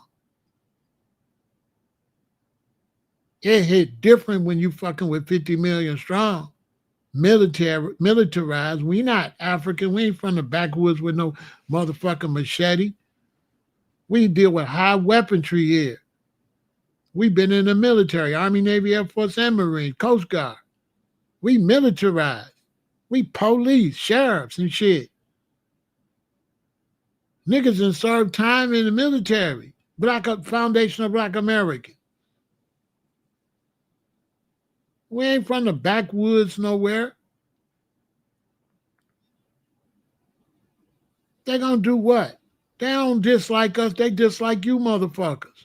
They trying to put out foreigners that's trying to eat off the country and don't want to put nothing back, like Africans. They should put Africans out. Throw all the Africans out. Because Africans want to take. They're not going to put nothing back into this country.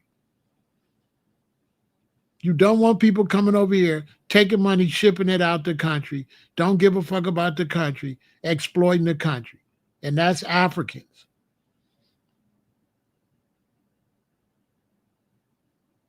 Africans just here, some selfish people to get what they want.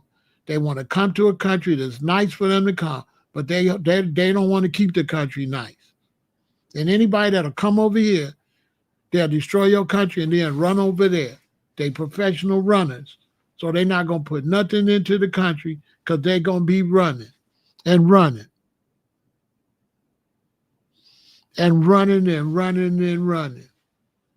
You disappointed with what you're hearing from me?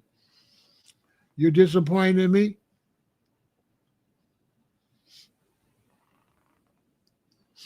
You disappoint me? Okay, what you going to do about it? You got to do something about it. If you disappointed in me, tell me what the fuck I care. Tell me what make you think I want you to be happy.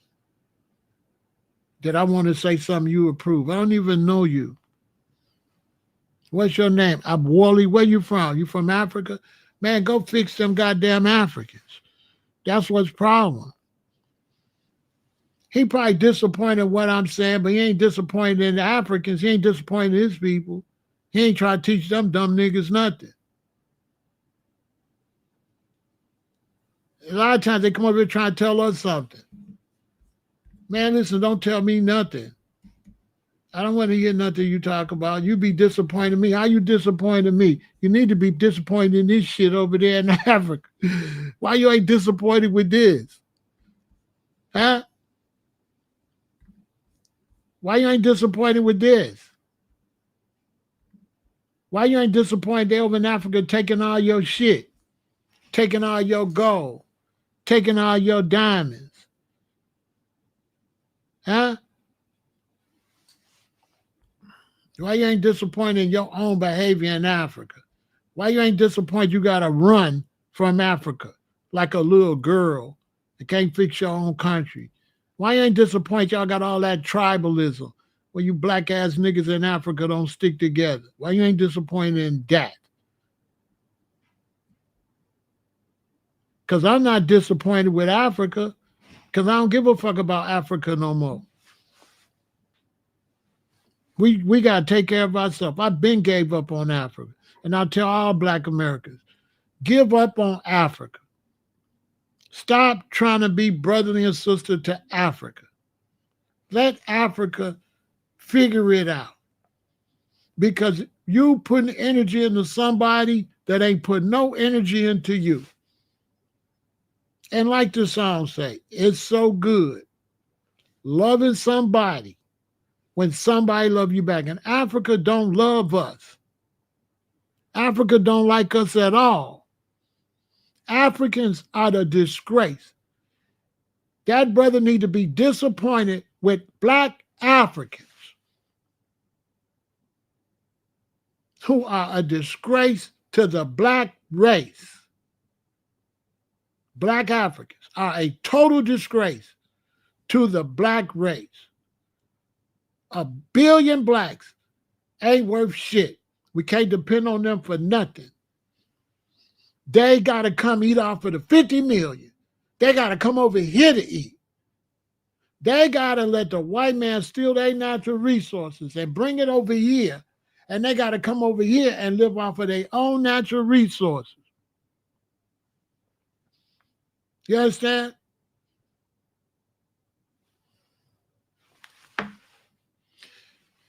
I was a shorty straight out of high school, and I got a job at a stock exchange. And I worked at a stock exchange, and there was a black girl worked in there named Comfort. I worked with 2 black women, both named Betty, and a black young woman around my age named Comfort. She was a beautiful Nigerian woman with an afro. We're around the same age. I'm starting to check into Africa and stuff after watching Roots, so I'm really interested in Africa. So we talking a lot. I remember she telling me about Jimmy Cliff. She telling me about Nigeria and all of this. So one day, Comfort came to work. She had that big afro, looking all brown. She had some tight jeans on. And this is way back like 1977, right? We had been cool talking and everything. So I'm figuring we cool. So I say to Comfort, now working here with 2 older black women, a black African woman, and the white lady is the supervisor of all 4 of us. I work in a vault at a stock exchange. So I say to Comfort, I say, dang, Comfort, you look good in them jeans, because she did. I didn't feel like it was sexual harassment or nothing. I felt like it was a compliment. She went off. She went off. She went to the white lady and told on me. Said I said something about how she look in her jeans. This African chick. My friend, too. We was like friends. All I said is, you look good in the jeans. I don't know. The white lady takes me and her to the office. I'm like about 19. Comfort's about 19 to 20. The white lady's about 26. So the white lady tells Comfort, right? She says, what's the problem? He just said you look nice because the white lady liked me. I'm only 19. She 20-something. She tell Comfort, what's the problem? This is no big deal. He didn't say anything sexual or nothing. He just said you look nice in the jeans. So she told her, just go back to work. When I got back in the vault, it's me, the 2 older black women, Betty, and Comfort. You know what the Nigerian lady said to me? She said, you ain't nothing but a slave anyway. She said, you a slave.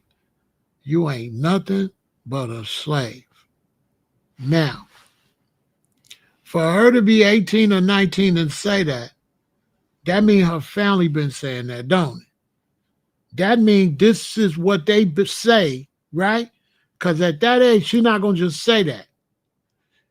I know psychology. For her to say that, this is the general consensus, right?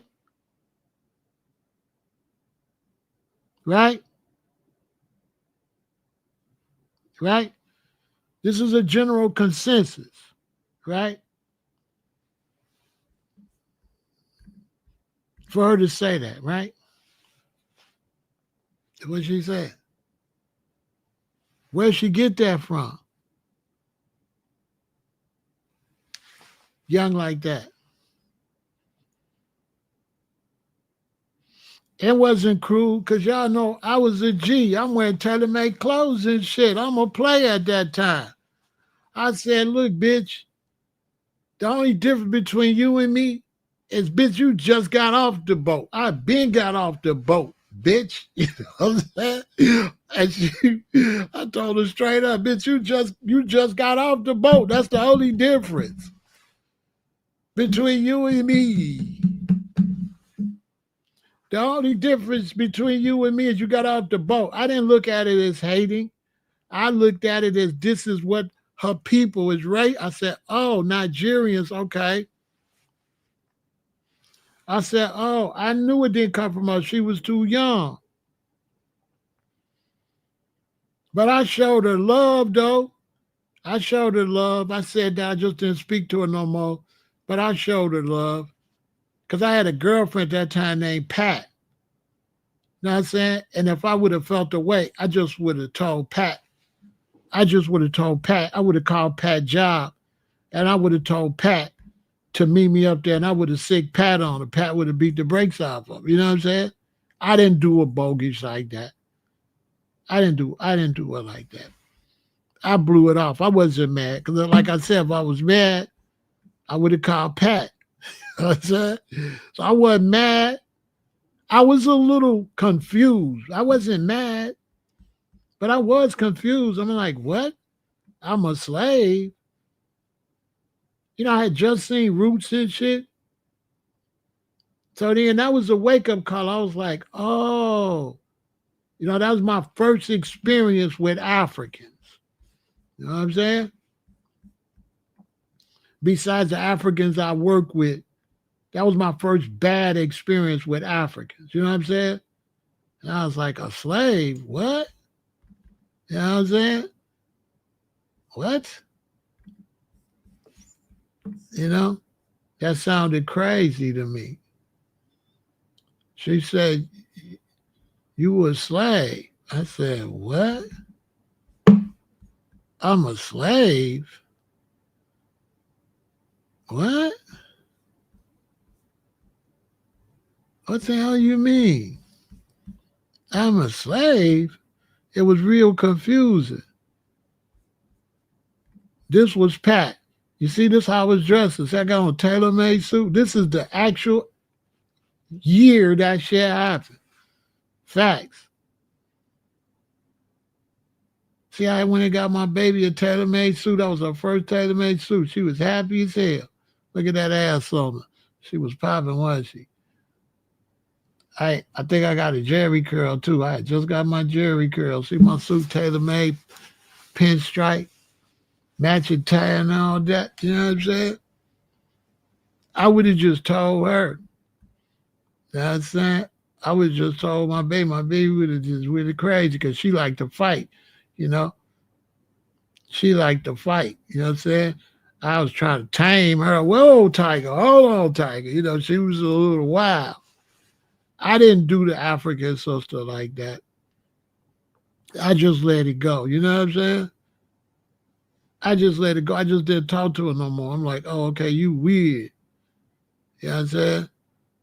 Because I'm coming to work every day fly, and it's a whole bunch of women typing, like 25 women typing, like it's full of women in here. I ain't got time to be tripping with no African broad. But that was, you know what I'm saying? I was like, slave? And so over the years, I've seen that a lot of Africans, that's how they are. Because I had another brother at a festival call the brothers and sisters, say, y'all ain't nothing but slaves. At the Miles Davis, Frankie Beverly show. It's this African mentality they teach them that we ain't nothing but slaves. Now, tell me something.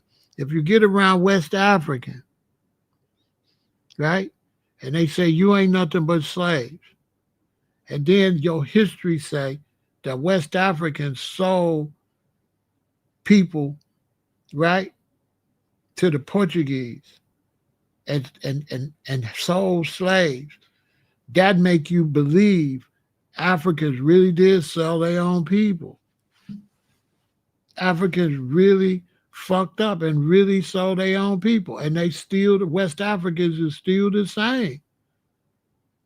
Think of the type of mentality you got to have to call other black people slaves. You got to be a slave seller. See what I'm saying? That's why I never moved to Africa. You can't trust Africans. I would never move to Africa without a military. We cannot trust Africans. Africans will sell you back into slavery. It's a part of their whole thing. They're very tribalistic, and it's a lot of hate over there.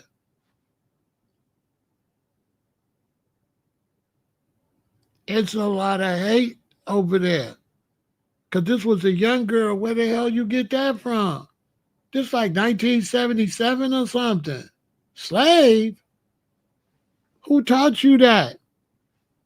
See what I'm saying?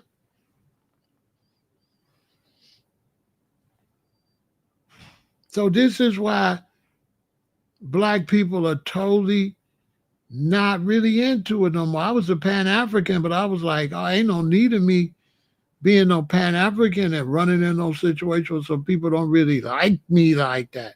And see, I'm not saying all Africans, but if you go to a continent got 1 billion people, you could easily have 500 million haters. You know what I'm saying? And then they got xenophobia over there against each other and tribalism and stuff. So it's not a stable mentality over there. You feel me? It's not. And this is the stuff they be saying in these salons to the women. Every time they get into it with their black American customers at salon, they start calling them slaves and shit. Every time they start degrading. So this why I be crazy, because they be like, well, brother, you got your brothers and sisters. And I'm getting tired of them calling Africans our brothers and sisters, but not making them act like brothers and sisters. You know what I'm saying? Like, you can't keep calling them our brothers and sisters and not making them act like brothers and sisters. Look how many black people went over there for the year, returned that they came back. Now, I'm not teaching no hate against no Africans. That's not what I'm teaching, to go out and hate Africans. I'm teaching that a lot of Africans hate you, that you're not necessarily going to be liked. So kind of mind your business and stay out of that whole African thing. Like, just leave that alone. Because my daughter's mother was a nurse in many years, and some of the worst people she ever worked with in her life was Filipinos and Africans. She said Africans was horrible. The African nurses, she said that they shouldn't even let Africans be nurses because they brutally mean, especially to black Americans, like in senior citizen homes and stuff. They be abusing the black Americans, slapping them, all type of stuff. It make you wonder, damn, what kind of life they live in Africa, you know what I'm saying? Where you that, brutal like that. See, America, we don't do no slapping too much.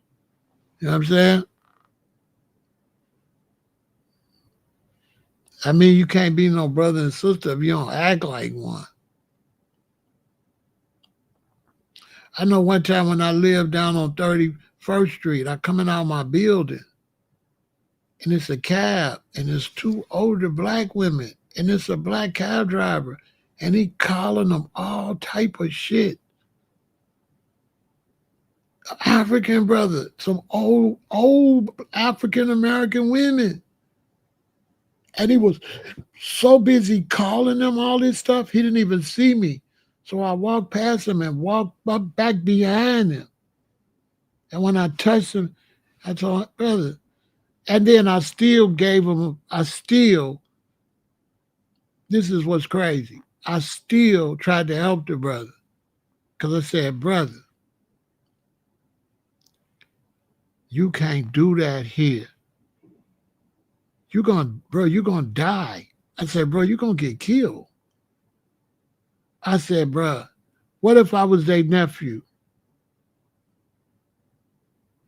What if I walk right up behind you? What if I was their nephew and you talk to my grandmama and them like that?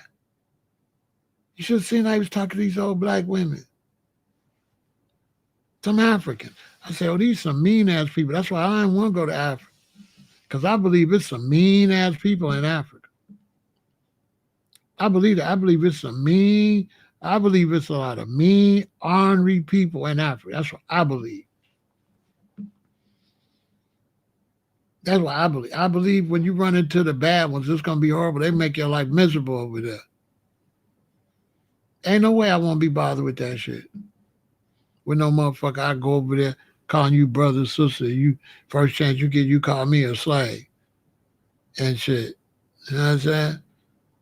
I don't think Africa deserved that big brother, big sister title.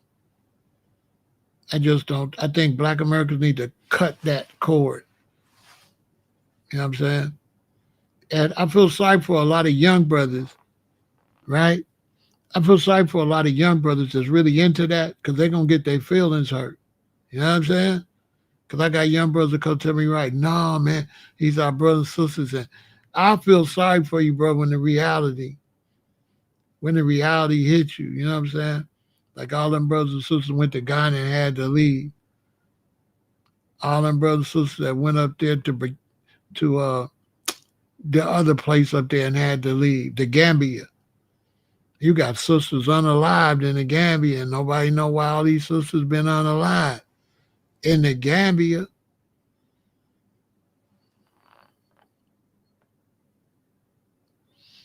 You know what I'm saying?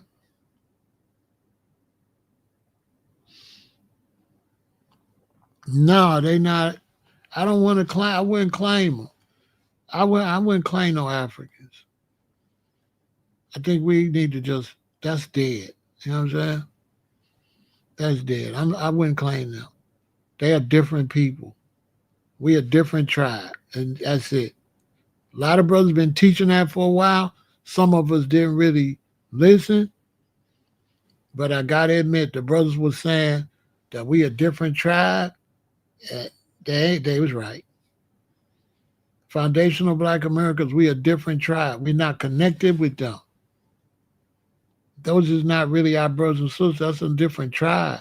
That's a whole different family. It's not our family. Our family is here. You know what I'm saying? And they just got too much hate and too much jealousy for us. It's just too much hate. You know, you can't really respect no people that think they're in the motherland, and you got other Black people looking towards the motherland and looking towards you to come out of a white supremacy. And then you is mean than a motherfucker. You know how fucked up you got to be to make Black people not want to leave and want to just make it where they at? You got to be fucked up. You know what I'm saying? You have a year return, everybody come back. Man, them people went over there and got their hearts broken. And this is over the whole Africa. Somebody talked the whole Africa. Hell yeah. Our friend, she went to Kenya. And man, let me tell you something. They called her Ferengi. Oh my soul. Hold on.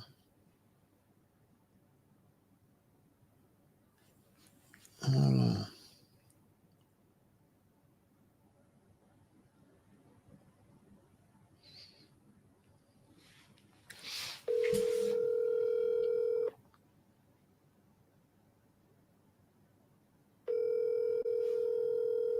A real testimony if she answers.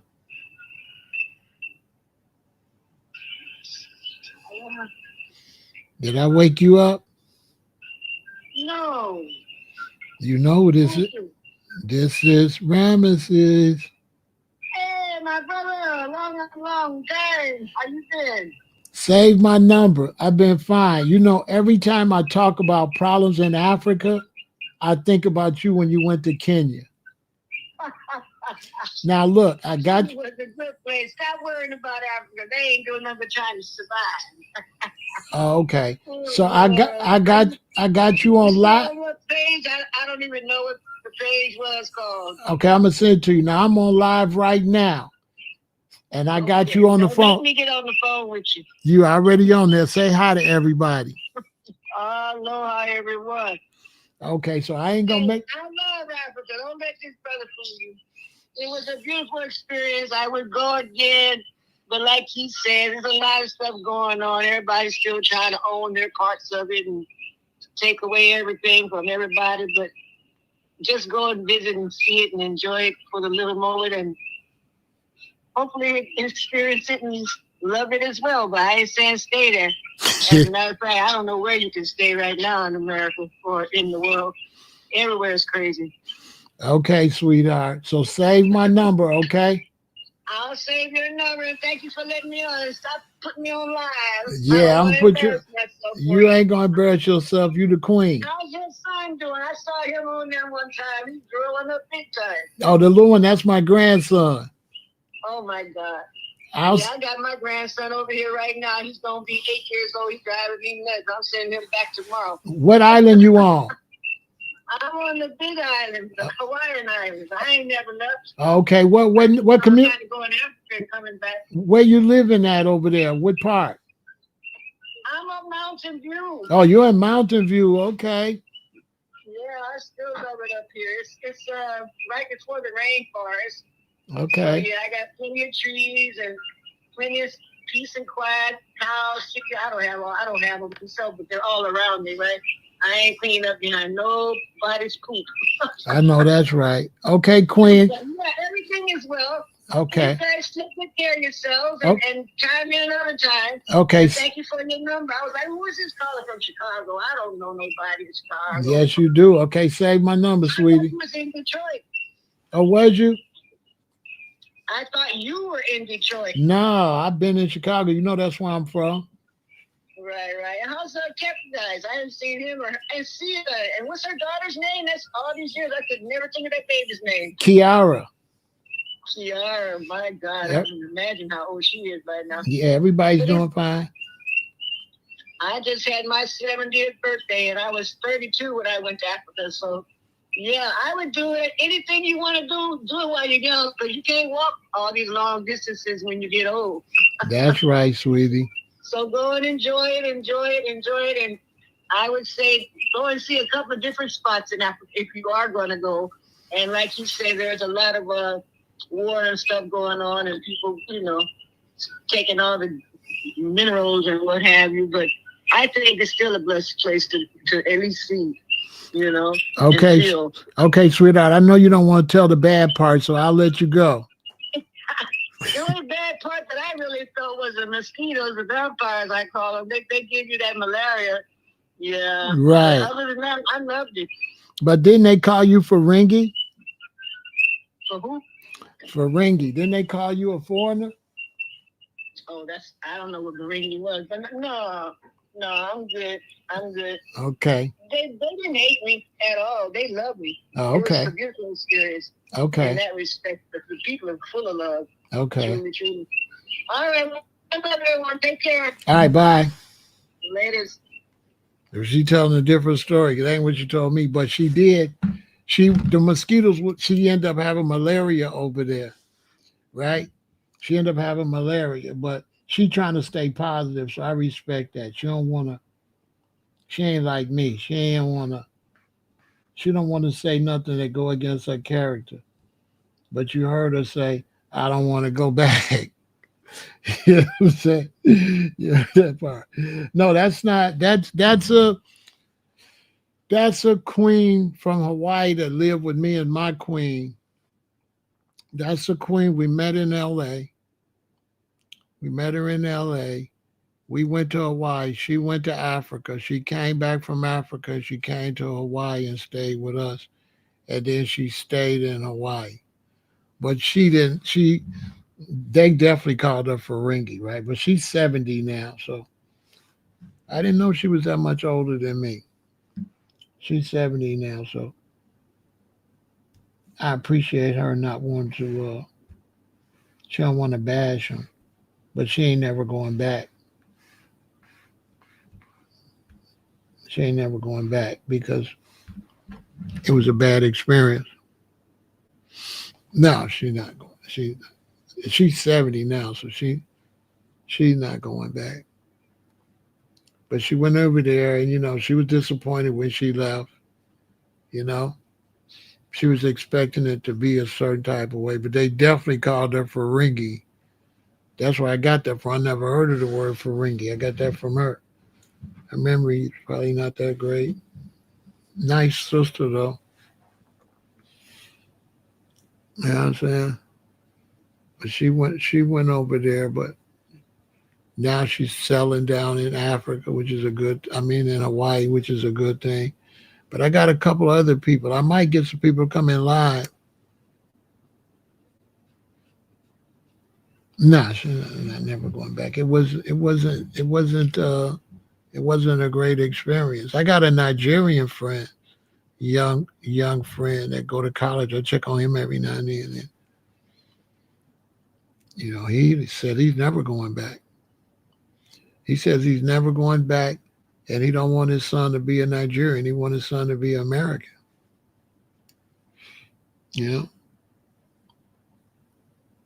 I really should call him because I'm sure he's graduated by now, I think. There's a young brother that I end up being real close with. It was a crazy relationship because I was driving Uber, and Uber don't show you where you're going. So I went and picked his brother up. He come out with all these suitcases, so I put it in the car. Then when I push go, he going all the way to Southern Illinois. This is a 3-hour drive. I had to drive this African brother 3 hours. I said, damn. I'm gonna make the money from the trip, but I ain't gonna make no money 3 hours back.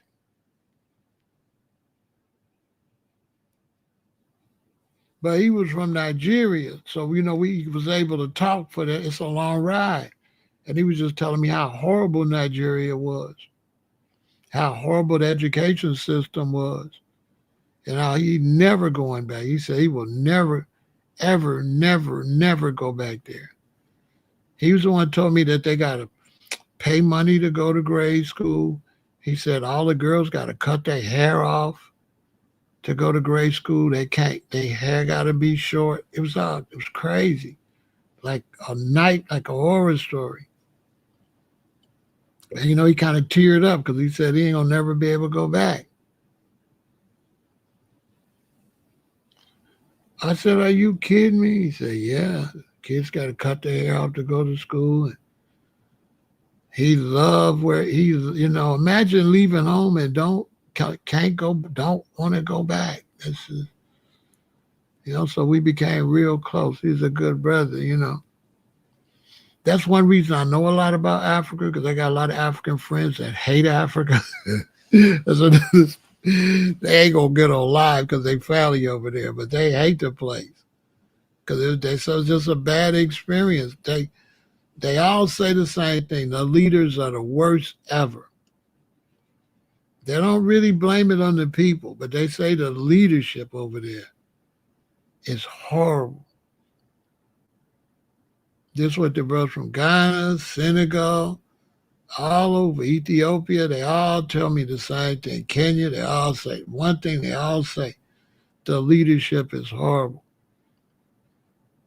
That the leadership is owned by foreign countries, and they just take the money, and then the leaders, they be in Europe, and they just leave the people in Africa.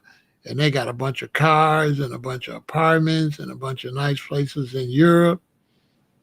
And they get all their sons be in Europe, all their family be rich in Europe. And they just leave them back in Africa suffering. You know what I'm saying? Then you got all these different chiefs and all this different stuff. And the chiefs control the land. And it's a whole bunch of madness. You know what I'm saying? And it's like, it would have to be started all over again. Because imagine that kind of mentality in a whole bunch of big old place like that. Imagine that. And so, like, if you watch some of these videos of these women from Africa, how they be talking to their customers, it's like foreign, like who, wow, to customers, you know what I'm saying? You're not going to go to no barbershop or no beauty shop in America with no Black American barbers. They're not going to ever do that. Like, I've never heard of that. Like arguing and fighting with I've never seen nothing like that. It's like a culture thing, I guess. It's like some kind of something. You know what I'm saying? But they're gonna boycott the businesses. It ain't nothing. These type of things ain't nothing I'm pushing. I'm just a contributor. I'm just, you know what I'm saying? This ain't nothing I'm pushing. I'm a type of person. When somebody has something like that, I just join in. You know what I'm saying? I just joined in. I didn't really join in on the boycott of Target. That's the one I didn't do. But mostly when Black people say, oh, we're going to boycott this, I usually always support it. So there's a bunch of talk about boycott. And I'll show you where that's all coming from. Listen, Black Americans know that it's not all Africans that are disrespectful towards Black Americans. We know that. We know it's not all. We know that it's a small minority of Africans that Fair Use says every nationality they bring over here hates us, just here to take money. I would disagree. I would disagree. The Chinese don't hate us here. The Chinese are not mean to us here. The Chinese are always professional. Anytime you go in a Chinese business, right? They are always professional. They are always courteous. They are very great to do business with. I had a brother say he had a problem at a Chinese restaurant. What you got to know about Chinese restaurants is they ain't necessarily Chinese. What about whites? Whites in America are very cool. There's only some races, but white Americans are not all races. White Americans are not all like you would think. Overall, white Americans are cool. That's why they make the news when they bigots like that, because those is rare. So when you see those like super bigots, they don't really represent white America.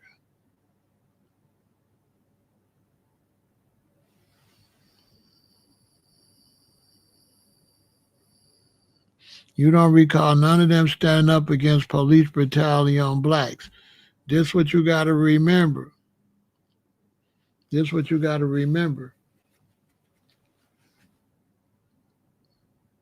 When you talk about police brutality against blacks, and you say you don't remember nobody standing up, that's you don't remember. That's you don't remember. So you don't remember does not mean it didn't happen. That means you don't remember. You don't remember the Rodney King riots, huh? Checkmate. Right, you don't recall. What about Rodney King? What about George Floyd, how they tore up that city? All right, check. You don't want to remember because George Floyd was just recently. And George Floyd, they protested in damn near every city. How you don't recall? How you don't recall? No laws haven't changed. People lost their jobs and different people is in office. unless you can show me police brutality in Chicago. Now, this is the thing, Sergeant. If you have this negative energy, I can't show you nothing. You know I can't show you nothing that you're pushing certain energy. So just be honest. You know I can't tell you nothing. You are I can't tell him nothing. If we're gonna be real, you know there's no need of me talking to you. You know that, right? You know there's no need of me talking to you. You already got, okay? You already know.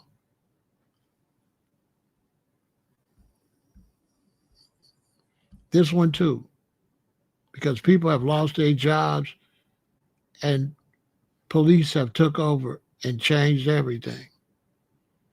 Because a lot of the police brutality had nothing to do with laws. So when you see somebody say no laws have changed based on police brutality, this person's assuming that police brutality has something to do with laws.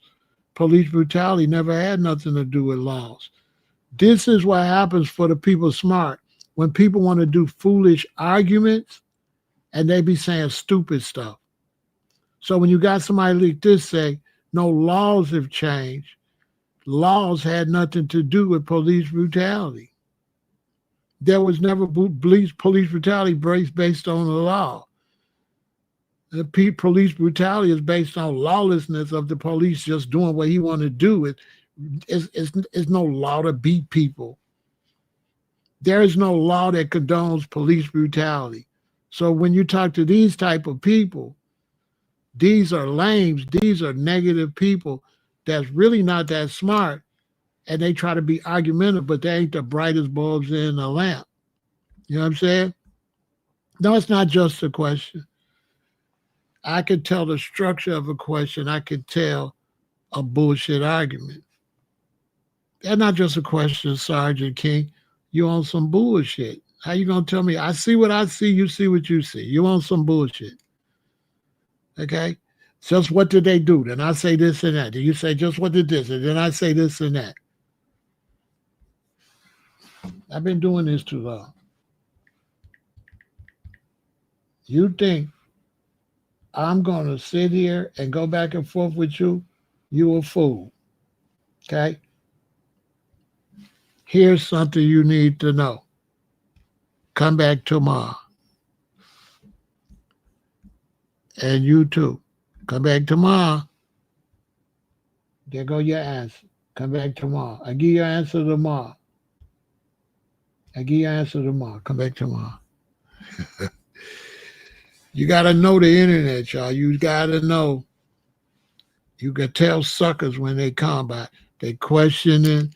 They line of questioning. So they say, so what did they do? See? They like, we can agree to disagree.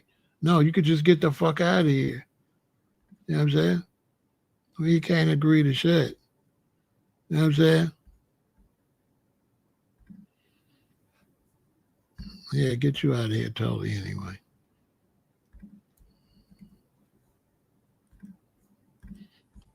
Boom.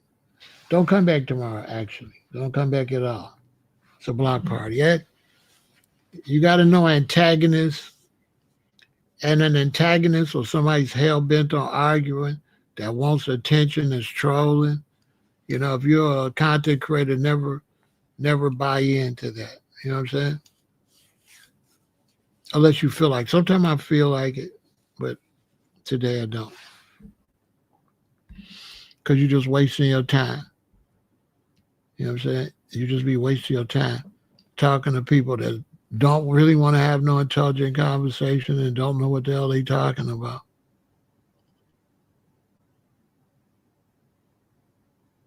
You could tell when they say they don't remember nobody stand up against the police. You already know you're dealing with a fool and a liar. Because there's been so many uprisings against the police that don't even make no sense.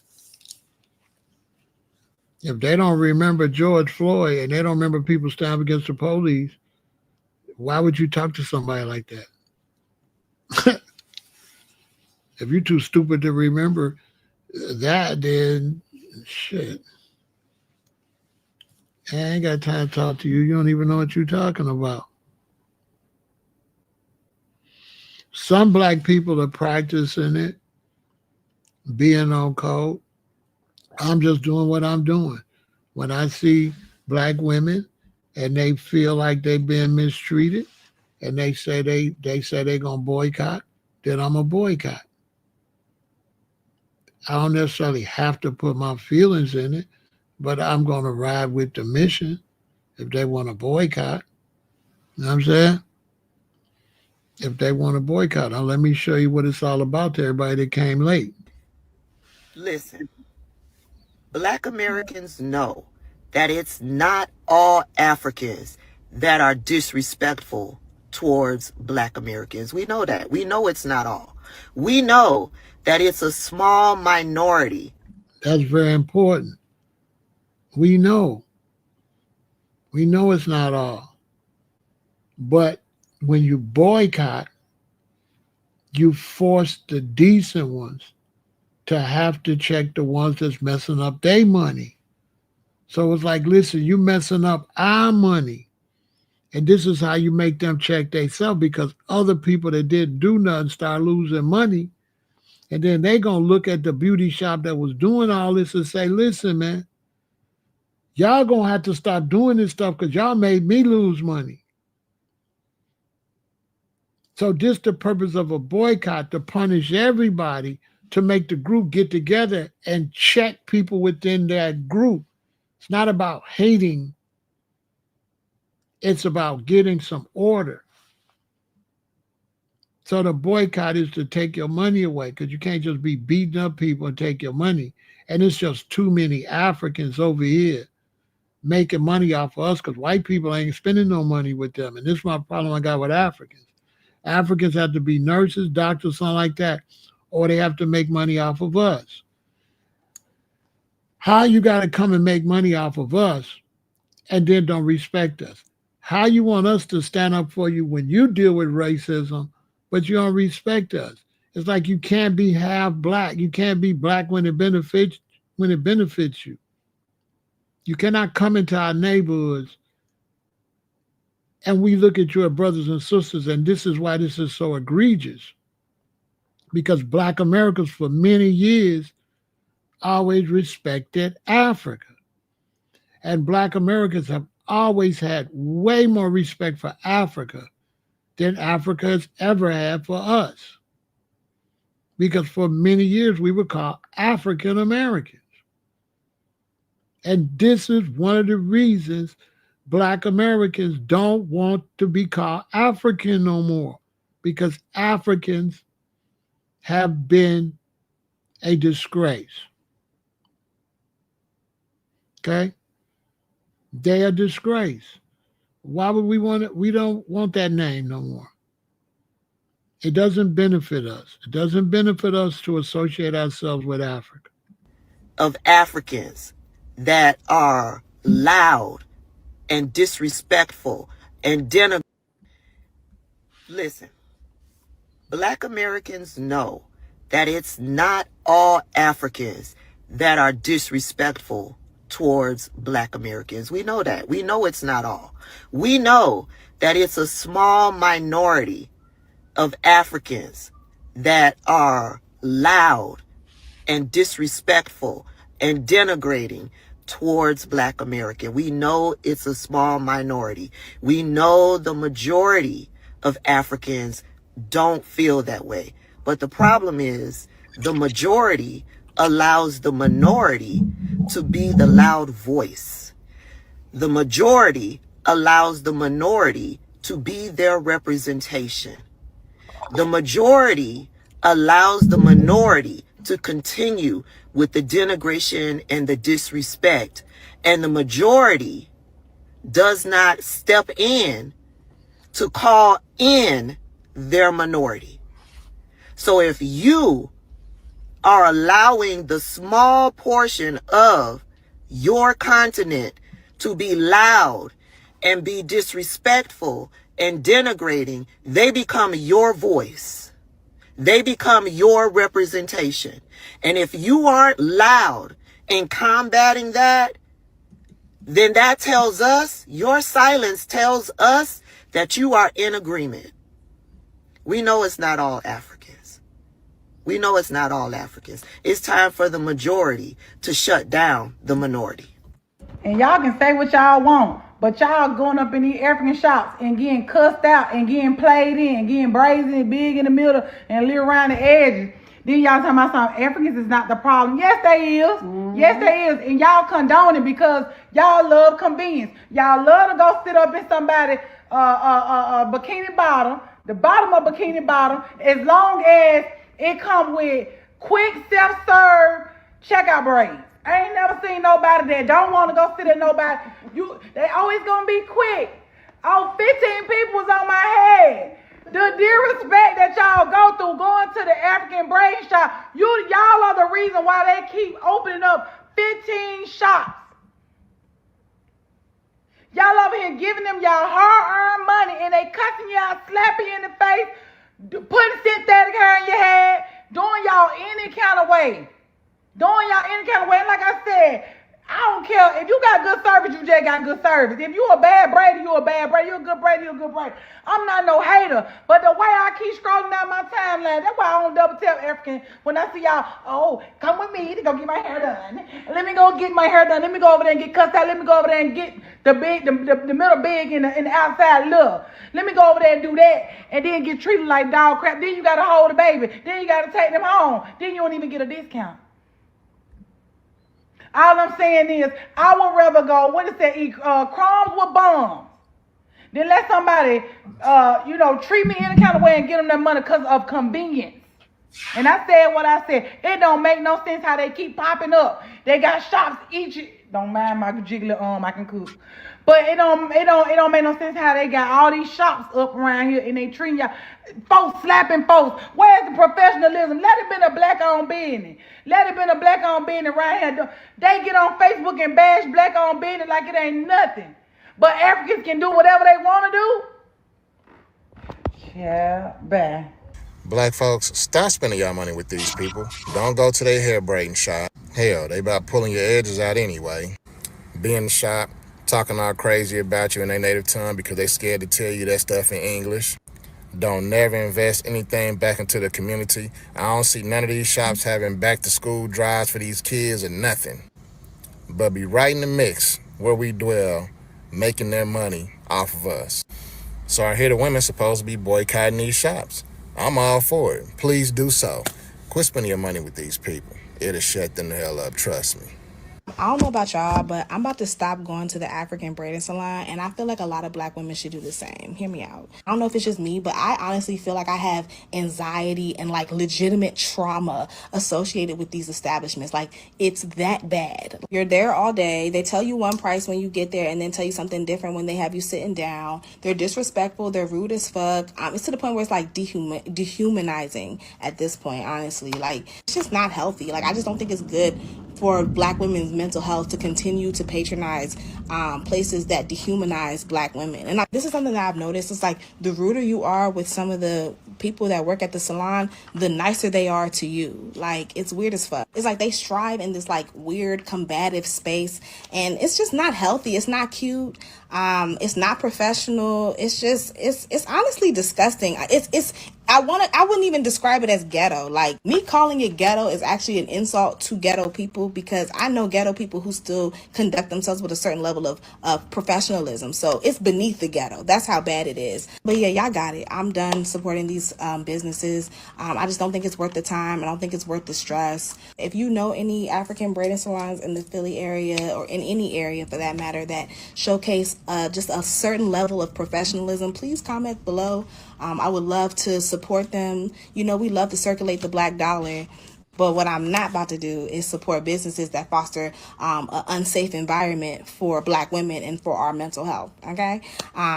Yeah, I will not be supporting these businesses that disrespect black women. I don't give a fuck if you're Asian owned, black owned, African owned. I don't give a fuck. If you disrespect the black women, you will not be getting my money.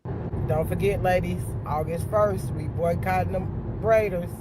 I understand you women like to go get your hair done in 4-5 hours.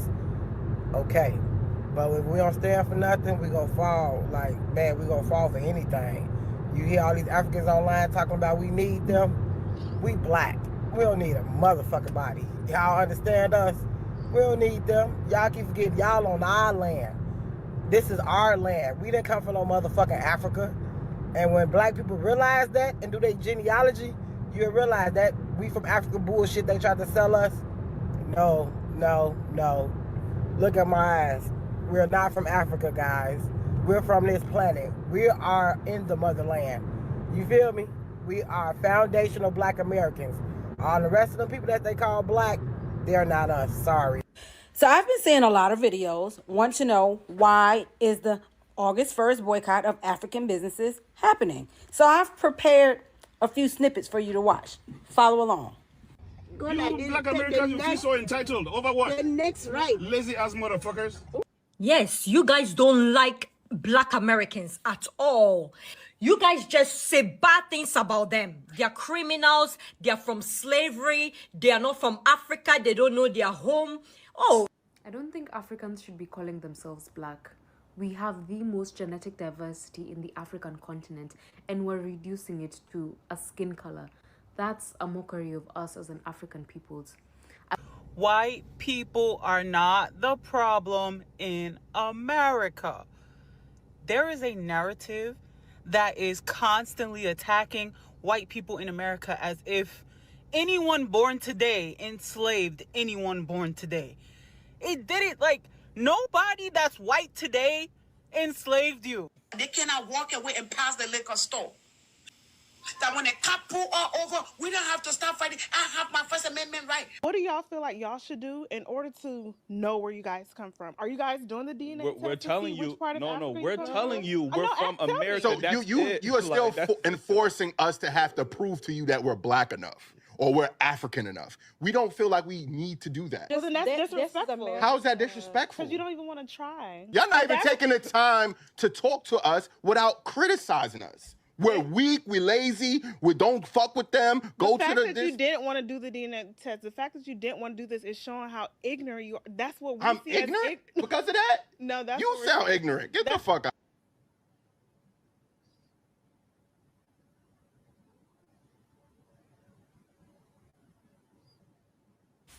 Those of you who wanted to know why the boycott is happening, I hope all those preceding videos answered your question. Now, some people doing the unity thing. We are all this and we all that. I'm not doing none of that stuff. When you say we are all black, what does we mean? And the concept of we, when you're not a we, is a ridiculous concept. You can't be separatist and look at me as something different and expect me to promote we, right? So you got this brother right here said, we are all black. That campaign he needs to take to African people. He should not be bringing that to us. The most so-called black people on this planet is Africa. If you're trying to push a philosophy, it needs to be accepted in Africa first.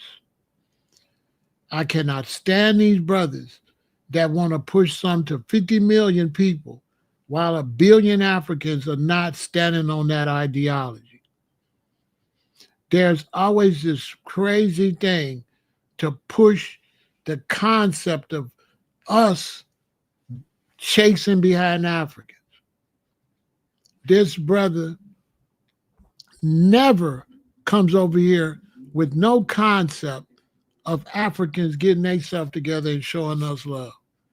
Every time he comes, it's about us being the one to reach out to the 1 billion. He wants to, it's 200 million Africans in Nigeria. 4 times as many black people in Nigeria than African Americans. And this brother will not focus on Nigeria uniting, Ethiopia, won't focus on Africa. So totally Black Americans, you must reject people trying to get us to love the majority. Tell them to work on the majority. Brother, you go work on the majority. Then you come holler at us. But as long as Africa ain't on shit, stop trying to teach us something that they're not standing on in Africa. You're disrespectful. You're very disrespectful to me, because we only 50 million. And I guarantee you, you are not requiring them people to love us. You only requiring us to love them. Okay? That people like that, that's all they do. All their requirements is this way. No requirements the other way. None. None. He ain't telling no Africans none of that. Just us. There's this energy for us to love Africa, us to love Africa, us to love Africa. And I've been doing that probably before he was born. He probably a baby. There has never been no push for Africa to love the diaspora. Never. There's never been a push for Africans to even love Africans. Africans don't even like Africans. So Black Americans don't listen to nobody trying to get you to love a billion people that don't get along. We as Black Americans cannot waste no energy on Africa. None. Africans are running over here trying to make some money. So we cannot be focused and lose our focus on what we got to do here, focusing on Africa, when Africans are running over here trying to take money out of our pocket. If Africa's that great, we don't have Africans over here doing our hair to make money.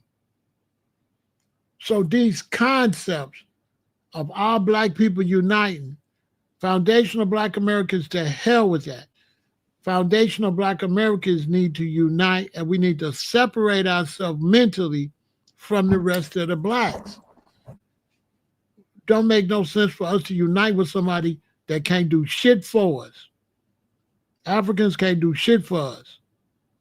Nothing. They can't take care of themselves. So fuck that unity with Africa. Fuck that. We cannot be thinking about Africa. And if you're a Black American and you got people you follow and pushing Africa, unfollow them, because they're losing focus. That's a distraction. You are 100. They are a major distraction, and you are 100% correct. They are a major distraction. You wasting your time, because this brother, just me saying that I'm unified with Africa ain't gonna do a goddamn thing. You know what I'm saying? That's just make-believe, fake Pan-African talk. Pan-African talk is just Pan-African talk. It won't materialize in nothing. It don't make no sense for me to love Ghana if Ghana can't send me no chocolate. It don't make no sense for me to love Ethiopia if Ethiopia can't send me no coffee. I'm the realest over here. Some of these bootlegs is fake. This guy is fake. He can't tell you nothing about nothing happening for us from Africa. He can't promise you nothing from Africa. He can't get you nothing from Africa. And he can't show you no benefits of what Africans can get you. He wants to sell you the ideology to go to Africa. If Africans can't get nothing over here, why would we go over there when they too weak? When Starbucks got all their coffee, and Nestle and Hershey got all their chocolate, and the jewelry stores got all their gold, and all their stuff is over here with all Europeans, and ain't nothing from Africa. The African man is a pussy. He can't get none of his natural resources to other black people. He can't get shit to Jamaica, Trinidad, Brazil. He can't get black people nothing. The black man in Africa is a pussy and a disgrace. He can't do nothing for the diaspora. Nothing. He's a disgrace. The black man in Africa is useless. He's useless. Chop this and send it to every African you know. The African man in Africa is useless. Oh, you African American, well, you foul. Because if you ain't pushing reparations, don't be talking about we all black. You foul too. You foul. If you're African American and you pushing we all black, but you ain't pushing gang truces with the GDs and the BDs and the Crips and the Bloods, you phony. We got gang violence in Chicago. I wish I would try to teach blacks in Chicago that we all black with all other kind of blacks. I need blacks in Chicago to unify. Not that I don't need them to unify with no nigga nowhere else. So if you're a foundational black American and you pushing Pan-Africanism, you worthless too. You worthless. Because charity starts at home. Forget about Africa. Now, one of the reasons that black Americans didn't like Africa was because of European manipulation made you not like Africa. Let's talk about that. You're not, some of you, because he said his grandfather said you ain't no African, but that came from manipulation of the system where they were trying to disrespect black people, all black people, so they would depict Africans like this.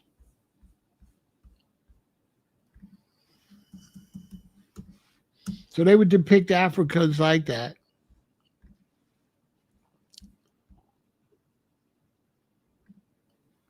And that was the way they would be able to throw blacks off.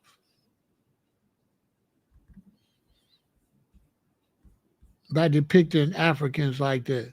So this is what they did to your ancestors, to the older blacks. This is the reason the older blacks didn't want to be associated with Africans, because they used to mock Africans as a way to mock black Americans. So this just show you they looked at us as all the same.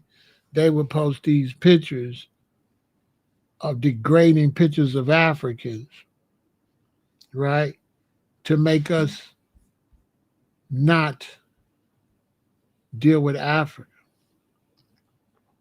But the problem has been with Africa is that the black African is a loser. The black African male is a loser and a hater. And anytime you got 1 billion blacks that are haters, that can't work together, and you're only 50 million, you can never focus on that, because your life will go by and nothing to get accomplished. So Pan-Africanism and the unity of black people is something I was doing since I was 20. It was a total waste of time. That energy should have been spent just here with black Americans.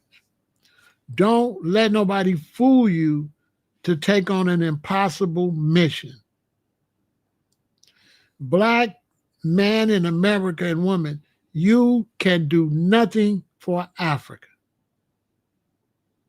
Your love for Africa is a waste of time and energy.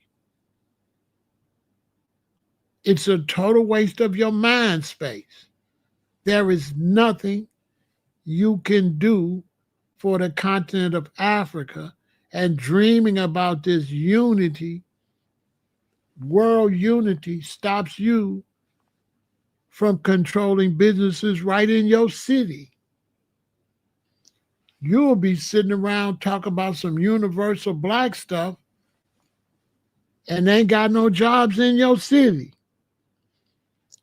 Ain't controlling the police in your city. Ain't building no houses right where you live at because you sitting around philosophizing about some world black bullshit. Then I come to your city, what you got? This is a fake make-believe stuff. You need to listen to somebody that spent 30-something years with that shit. That was a wasted 30. All my years with Pan-Africanism was a total waste of time. Most brothers got so much pride that stood on that all this time, they wouldn't care nothing about y'all.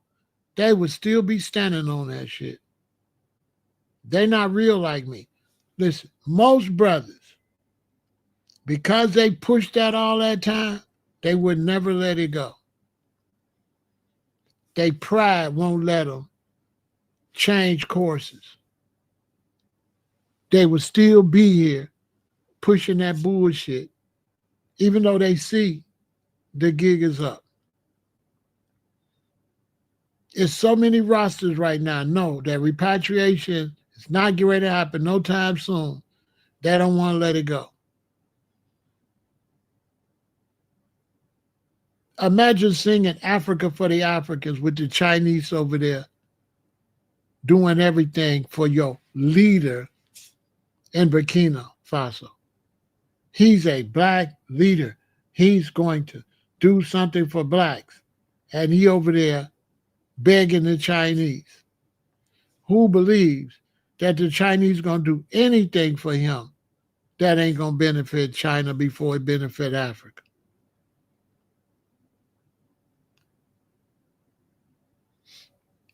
And he's putting the Chinese in a position to pay his second in command to knock him off whenever they're ready.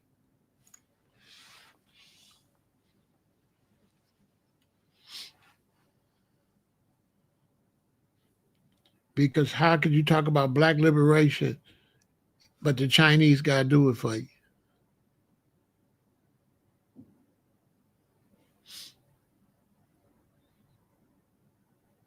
So when you say we got to come together, I don't want to hear that shit. Foundational black Americans got to come together. I do not have to come together with blacks in the Caribbean, blacks in Brazil. That's all fake conversation. If you ask any person to tell you personally, tell me in facts and detail like a businessman, right? Y'all have to start dealing with black people like real business. If you was doing real business and we said, okay, we're going to bring black people together, show me in business terms how you'll do that.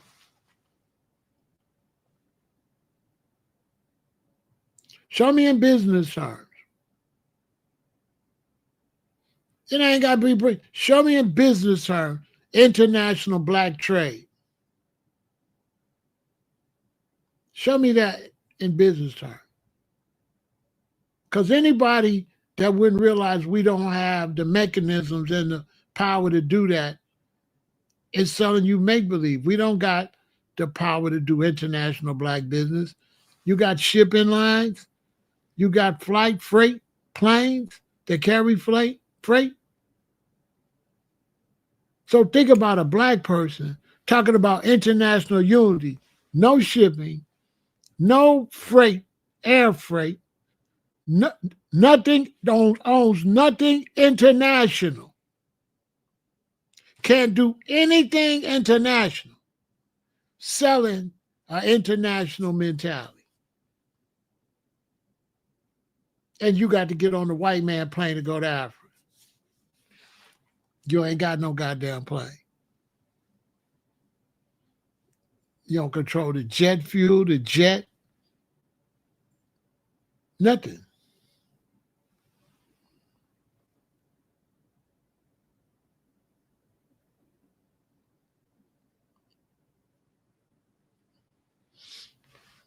Nothing.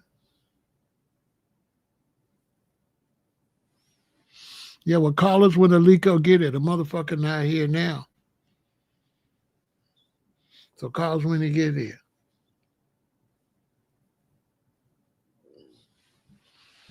Because he ain't doing shit today. So I don't know when Alico gonna come.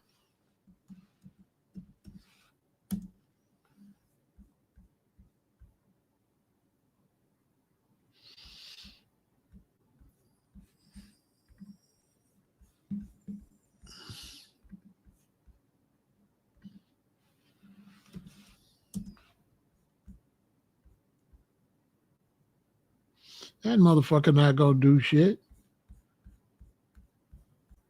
Alico ain't gonna do a goddamn thing.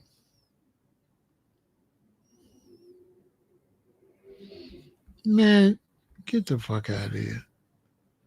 You talk about the Nigerian dude, he not gonna do shit. He not gonna do nothing but some little bullshit there in Nigeria. That man ain't gonna do nothing for black people like that on no international level. Man, please.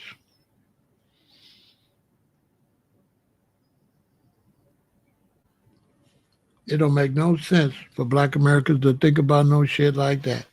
Africa ain't going no motherfucker where.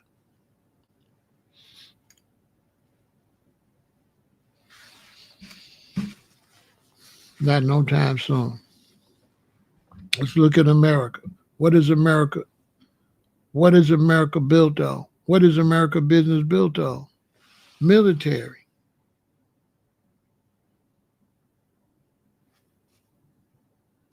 If you got planes, you got ships, you need military. You need a Navy. You need an Air Force. So for somebody to be talking about some businessman that ain't got no military, that this is some kind of fucking savior, is make-believe shit. Black Americans, you got to dream small and build your way up. We have more smaller, serious things to do. This grand thinking is something you'll do your whole life and it'll never be accomplished. You need to dream about things that you can actually accomplish.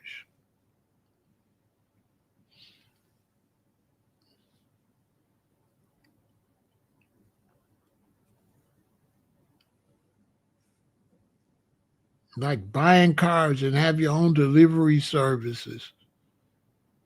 So when everybody get on Waymo and ain't nobody got no job, we still be hiring drivers. Because if all the cars get automated, where you gonna work at? While you dreaming about Africa? And you're gonna look up and everything gonna be automated. You ain't gonna even have no job over here. Africa's already dusty and dirt poor. Africa's not finna do no better.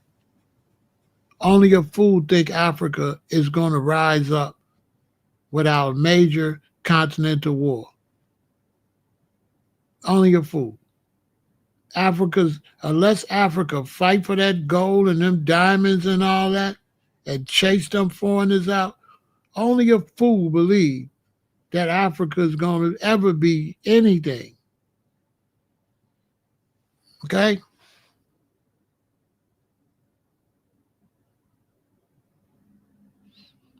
You own business, but just confirm it isn't again. Without the military's business, fool.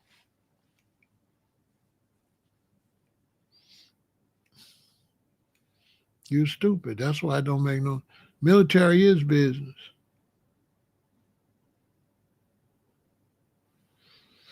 Fool. Look, you got anything you want to bring important over here before I get you the hell out of here?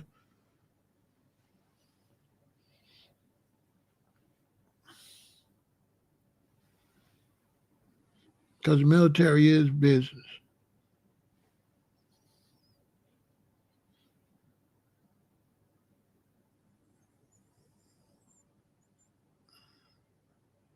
And you can't have big business without little business. You have to have little business to have big business. Anyway, I don't have time. I don't see where I'm doing you any good, so let me help you out.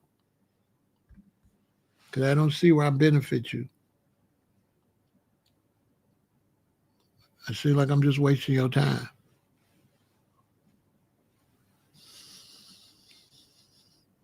Now, I blocked him. Yeah. Once you see a person ain't on nothing today, they not going to be on nothing tomorrow. That person ain't on nothing.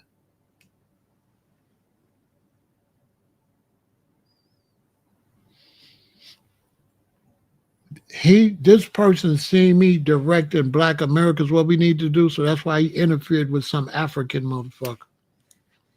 I know what he was doing. He was like, that's why this great African dude is coming, right? And I'm telling y'all, fuck that African dude over there. Concentrate on what we got to do here. That man ain't going to do nothing for you. Because as soon as that man don't do what them Europeans want him to do, he going to get a bullet in the back of his head over there. Because it get down to no guns, no glory. Bang, bang. So us here, we need to focus. Blacks in America, we need to focus. We need to start small. And one thing we need to do is boycott African businesses. Don't spend no money with no Africans. Starting right now, today. Don't spend no money with no Africans. Because the Africans got to get a wake-up call. They ain't got too cocky. So it's time to stop fucking with the Africans, period. And these boycotts are great because then we can see which of our people is sellouts, and then we can work to try to figure out how to deal with him. Same thing in London. If you Black and you in London, Blacks in London gonna have to focus on what Blacks in London got to do. Blacks in London, y'all can't be focusing on the world and shit. Black, same thing I'm telling Black Americans. Black in London got to become a group separated from all of us and focus on Blacks in London and saving and building yourself in London. Blacks in America, Blacks in Jamaica, Blacks in Trinidad, Blacks in Brazil. And then when you build those, then you talk about connecting. But you don't talk about connecting when your little areas ain't tight. That's like building a skyscraper, but the bottom floors you just threw them together because all you worried about is the top floors. And you got to build a foundation. And the only way Black people globally gonna get it together is to focus on where they at. Africans cannot focus on Africa. Each country got to pull it in and focused only on that country. That's the only way. Other than that, you got a bunch of weak links. Nigeria cannot be on no Pan-African shit. Nigeria got to focus on Nigeria, period. Now, if some type of trade comes from that, fine. But the base is Nigeria, Ghana, Ethiopia. Strong, independent from foreign help. And then if you build, now you're in a position to help each other. But you can't help each other if you can't help yourself. And Black Americans gotta focus on Black Americans. International focus will destroy Black people globally. You'll end up doing nothing. You gotta circle the wagons. You gotta build where you at. Stop dreaming. You don't have the power to do nothing globally. So stop dreaming about something you can't do. This was the problem. Marcus Garvey is dead.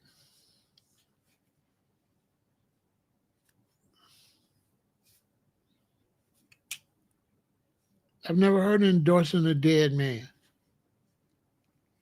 What Marcus Garvey's going to do? He going to build something?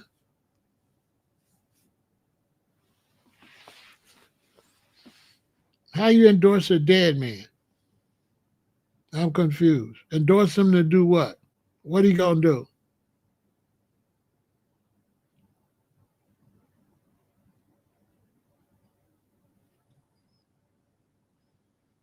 What he going to do? What idol worship of our people that's dead going to do for these youth coming up today? What the fuck Marcus Garvey going to do for my grandson, my great-great-grandson, teaching about fucking Marcus Garvey? Some nigga that couldn't even buy no ships, bought a bunch of raggedy ships that wouldn't even float, that been dead. A Jamaican that didn't do shit for Jamaica. The fuck did he do? He didn't accomplish shit. You say you can't believe, you go endorse him. See, this is the phony shit. If this nigga love Marcus Garvey, why don't he go endorse him? See what I'm saying? Right? Why he want me to do something if he feel it's so important? Why he can't do it? Y'all ever notice that? How people will come to content creators like me that's making moves and want us to push something, but then they don't push it. I guarantee you there's nothing about Marcus Garvey on none of this person's social media. I will guarantee you this person is not promoting Marcus Garvey at all. Don't even have Marcus Garvey's colors or nothing. It's that phony shit. Motherfucker say he can't believe I'm not doing something he not doing. I can't believe you ain't endorsing Marcus Garvey. Y'all believe that person is endorsing Marcus Garvey? No. That person don't say shit about Marcus Garvey. Now tell me it's not something weird about you that you want somebody else to say something. That ain't a weirdo? Listen, that's not a weirdo that want me to say something they believe in. Y'all don't think that's a weirdo? He want me to say what he like. That's basically what he told me. I can't believe you ain't endorsing what I want endorsed. That's basically what this fool said to me. Basically. This person says he can't believe I'm not endorsing his way of thinking. He loves Marcus Garvey and he can't believe I don't love him too. And he don't believe that I'm not pushing what he pushing. But he not pushing what he pushing.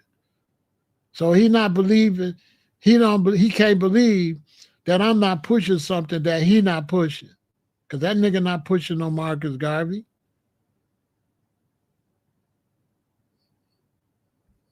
This a bullshit nigga. This nigga ain't pushing Marcus Garvey himself. Get your bitch ass out of here.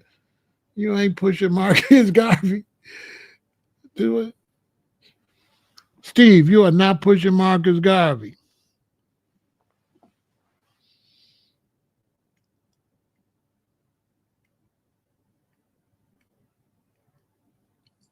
Marcus Garvey code for Pan-Africanism. Okay. People pushing it, right? All right, where is it at? Well, I got to push it. It's out there. Would you agree that Marcus Garvey code for Pan-Africanism is out there, right? Dr. Umar's Pan-African, right? Okay. Why it's not going nowhere? So it can't go nowhere unless I do it too?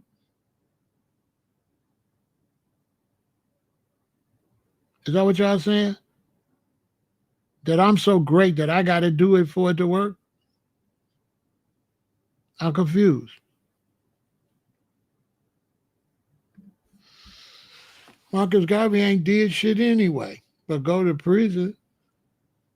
Buy some raggedy ass boats. That's what you want me to push? Buy raggedy shit?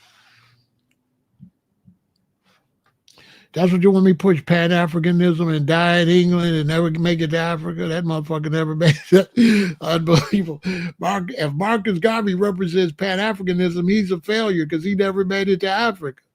So y'all like a Pan-African that never make it to Africa? Get the fuck out of here. Marcus Garvey died in fucking Europe. Listen, Twilight Zone, go push it on your own page, right?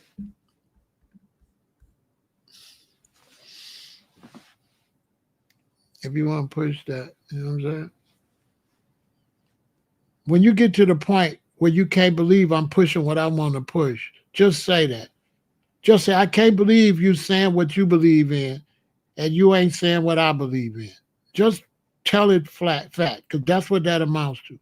I can't believe, Pharaoh, you saying what you want to say and you ain't saying what I want you to say.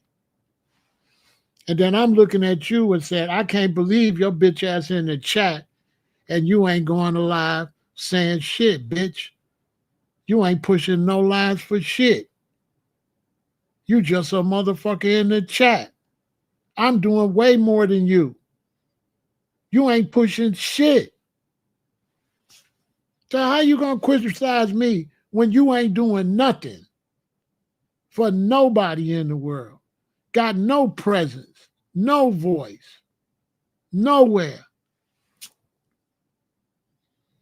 So you saying, Pharaoh, you working hard, you got a voice, and my bitch ass ain't got one, and I can't believe you ain't using your voice since my bitch ass ain't got one. Since my bitch ass ain't saying nothing, I can't believe you ain't saying it for me. That's what it sound like to me. Bitch, go push it yourself. Bitch, if you want to push Marcus, go push it, bitch. If you a man, be a man, go push your shit. Because I bet you can't believe I say, fuck you, nigga, mind your business. I bet you can't believe that either. I bet you can't believe I said, fuck you, man. I'm a grown-ass man. You go push it, bitch. The fuck? Bitch, you go push Marcus Garvey. I can't believe you ain't pushing it, bitch. I can't believe it either. I can't believe you ain't pushing it. Listen, believe it.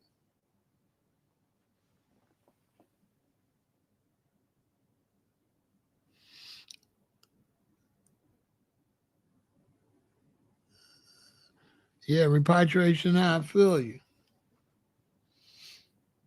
My point is this. The sister's going to boycott, and I'm supporting the boycott. Don't buy nothing from no African businesses. Foundation of Black Americans, stop running behind Africa. Africa is the mother. And if your mother ain't shit, you can't fix her because she the mama. And Africa's like a crackhead because that bitch can't take care of her kids. So ain't nowhere in the world that children supposed to run behind the mama. This what's phony about Africa. Everybody wants to say Africa the motherland, Africa the motherland, but nobody makes Africa act like mama. Everybody want the kids to do what mama's supposed to be doing. I thought Africa was the motherland. Okay, well, put all that pressure on Africa. It's so phony. It's so phony. Right? It's so phony. Bro, you keep saying the same old shit. You know what I'm saying? Yeah, you trolling, bro. Get the fuck out of here. This fool keeps saying the same old stupid shit. Trolling. And ain't doing shit. Talking about what Elijah Muhammad said, we are black. Man, nobody want to hear that shit.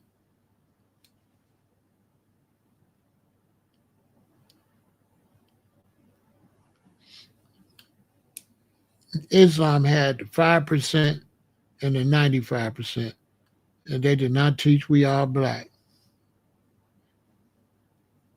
So anybody don't know about the 5%, the 7%, and the 95%, you ain't got no knowledge to talk about me.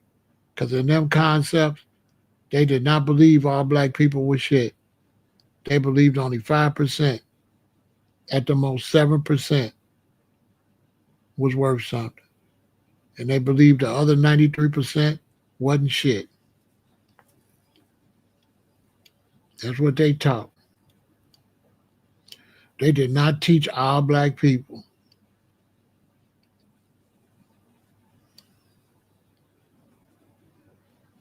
Because if Elijah Muhammad taught the all black people, why was they the Nation of Islam?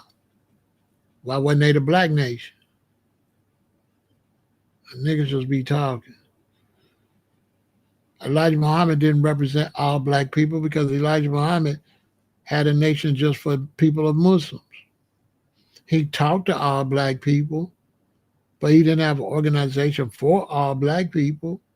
He had some knowledge black people could benefit from, but the Nation of Islam was a separatist group.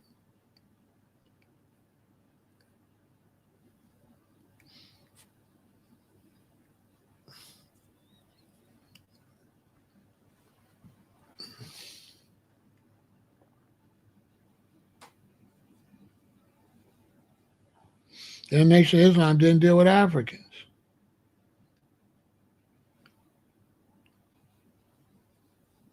The Nation of Islam didn't deal with Africans. Dudes just be over here talking.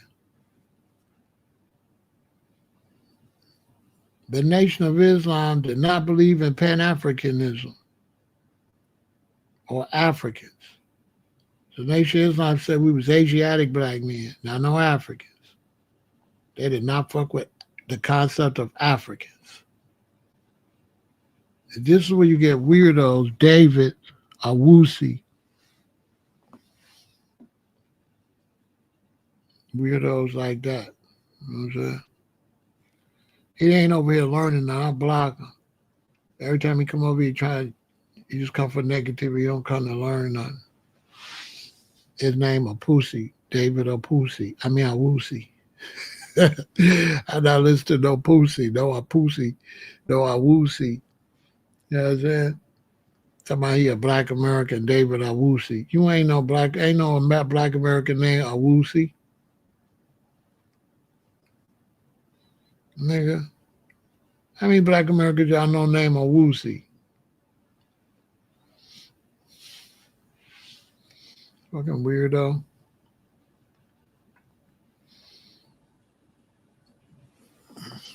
What's going on? That's beautiful, bro. I'm gonna look out for that. Here go the thing.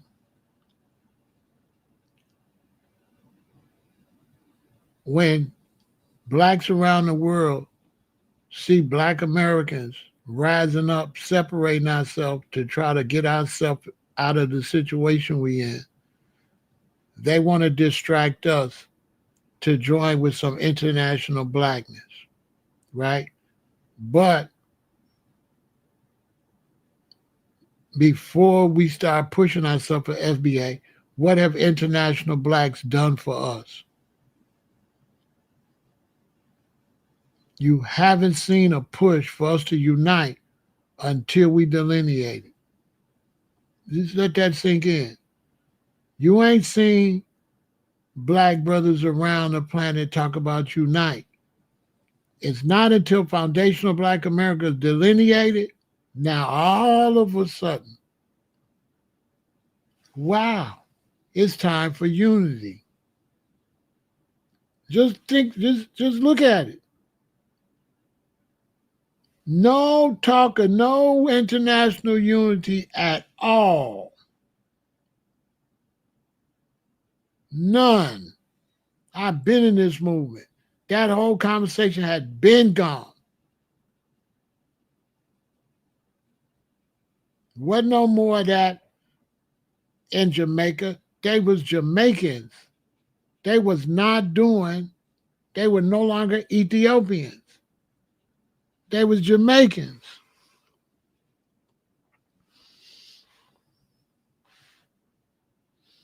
They was Jamaicans.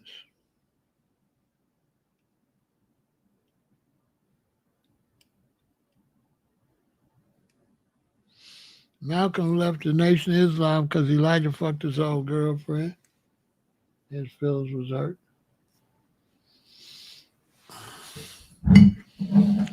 The girl he came to the Nation of Islam with. But then he married Betty. So when he married Betty, she was free. But then when Elijah knocked it back, now he get all in his feelings. All that other shit they tell you, that shit fake. All that beef was over that girl.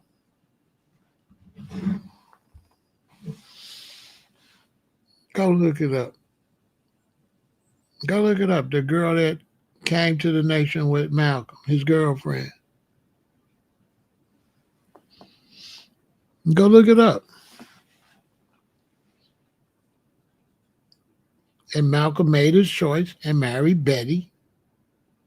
And Elijah knocked the girl. But Malcolm was still in love with the girl. That's why the vibe with him and Betty was so funny. Because Betty knew he still loved that girl.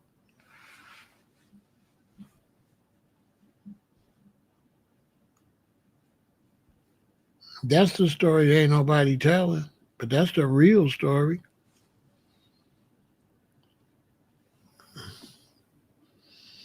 Yeah, it was over. Yeah, it was over the girl he brought to the Nation when they started doing Final Call and shit. She was in there doing all the typing and shit.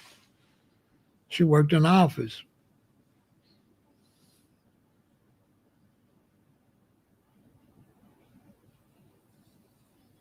He was all caught up in his feelings, but you was already married though.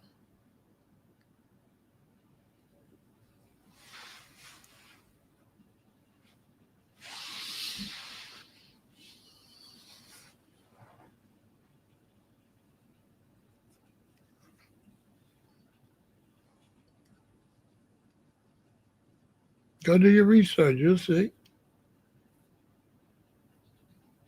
A lot of people know that already. I don't be talking about. I know a lot of shit I don't talk about. Unless somebody asks me, I'll talk about it. But that was what it was really. That was Malcolm's real problem.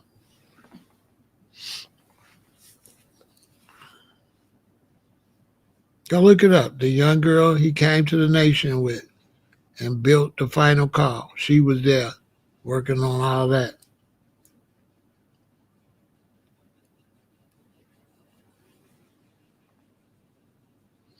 You know what I'm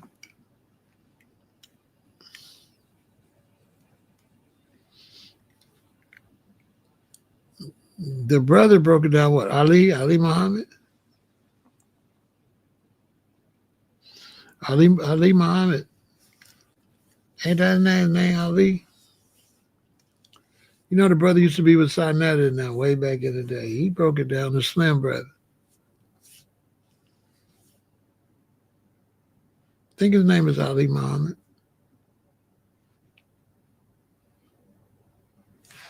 I think.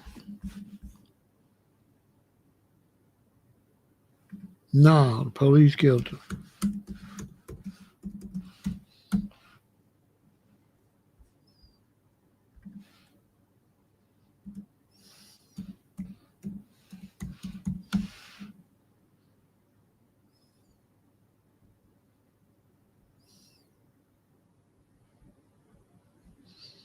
Yeah, Dr. Ali Muhammad. He broke it down.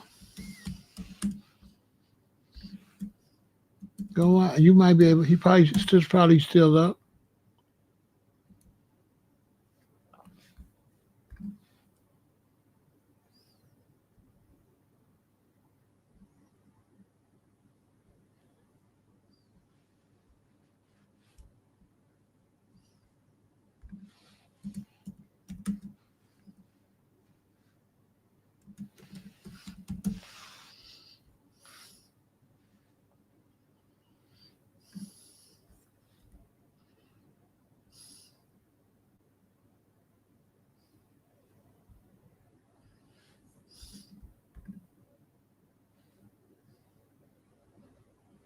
You go check him out.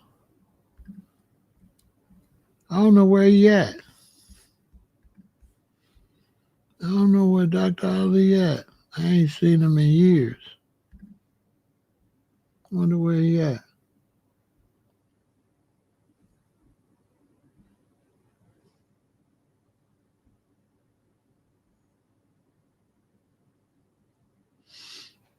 Yeah, I ain't seen that brother in years.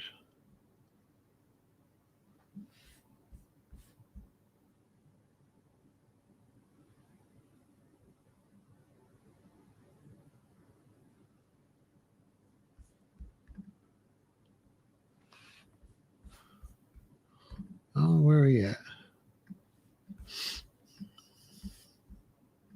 Go check him out though. Maybe you can find it. It's probably still up. It's probably still up on social media. It's probably still up on YouTube. All that information. He been broke that down years ago.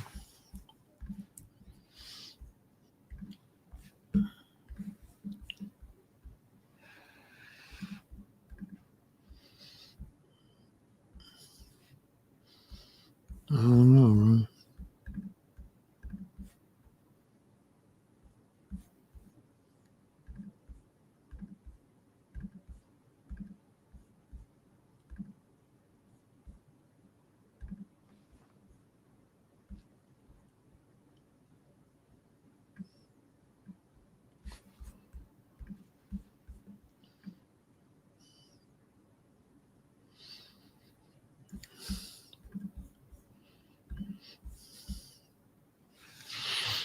You know what I'm saying? Yeah, go check him out. It's probably on one of his. It's probably still on YouTube.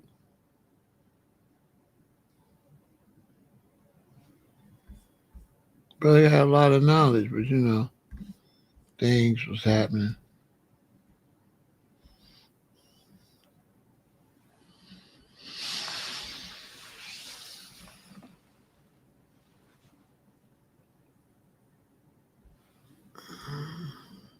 I don't know. That's off subject, bro. I don't want to talk about that right now.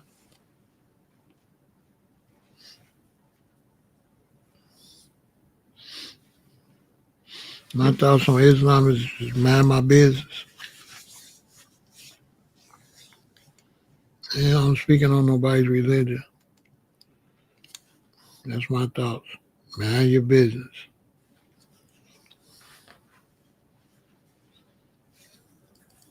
I'm speaking on people's religions. People got different religions. They believe it in different ways. That's not none of my business. Don't ask me nothing like that, bro. Ask me something containing to this subject matter. I'm not going down that. I'm not going down that path. People that believe in Islam, that's their business. Not my business. People that believe in Christianity, that's their business. Judaism, Brahminism, whatever, that's their business. Hey, that's what I believe. That's their business. That's none of my business. To be speaking on people's religion is rude. Unless I talk about something that leads that way, but for me to just speak on other people's faith and like put my 2 cents into something that millions of people believe in, man, listen, that's like a setup question. You know what I'm saying? Sometimes people over here ask you questions like setups, like, you know what I'm saying? If you say something negative, you setting yourself up, you know what I'm saying? And then what would you say in that type of situation? Because that ain't none of my business, you know what I'm saying? That's not really none of my business, nobody what they believe in. That's a little weird. That's not none of my business. I don't think about Islam. I'm not a Muslim. I don't think about, like, you know what I'm saying? It's not, it don't make no sense to say I like this religion, this religion is better, this, you know, that's nonsense, you know what I'm saying? People believe what they believe. It's not none of my business. I don't see where that question has any type of benefit to the community, even speaking on it. You know what I'm saying? I got people that watch me that's Muslims. And out of respect to them, I'm not going to speak on their religion. I don't like Marcus Garvey.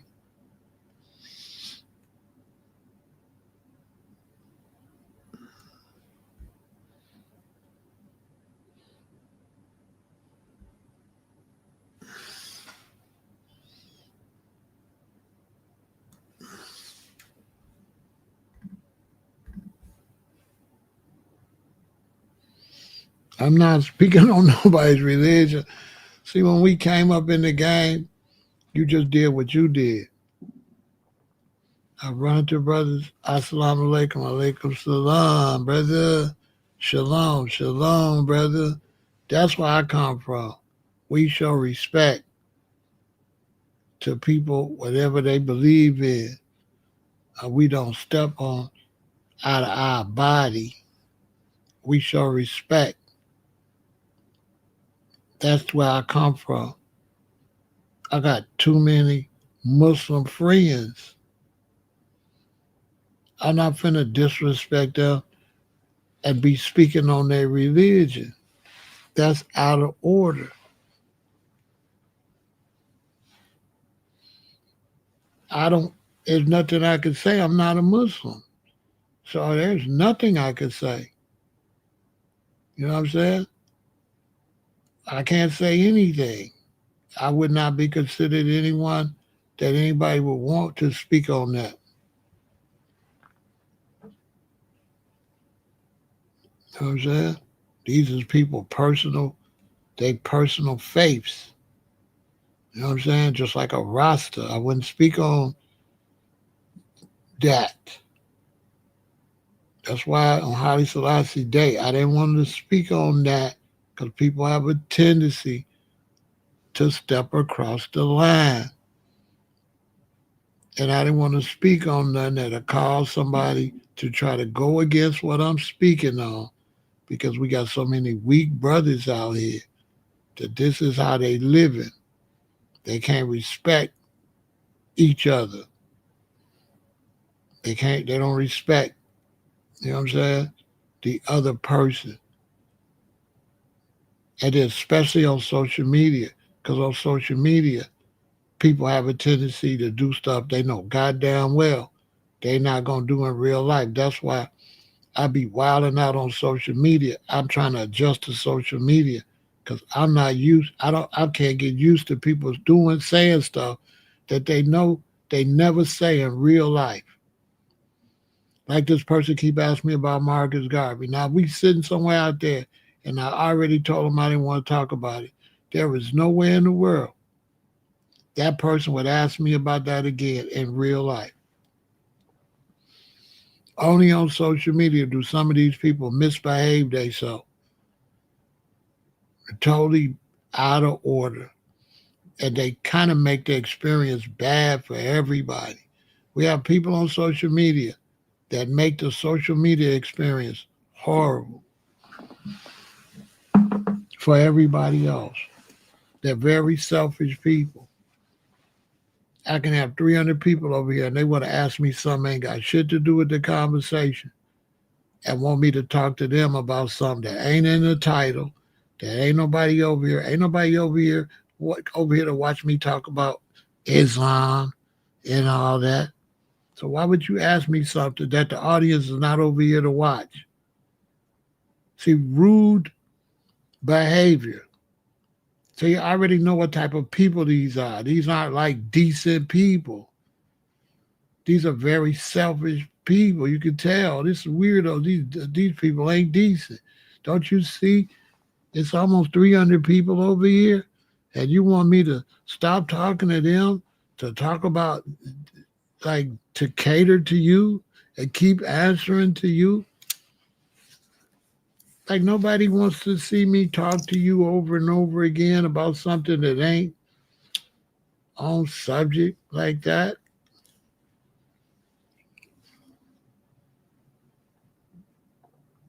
You know what I'm saying?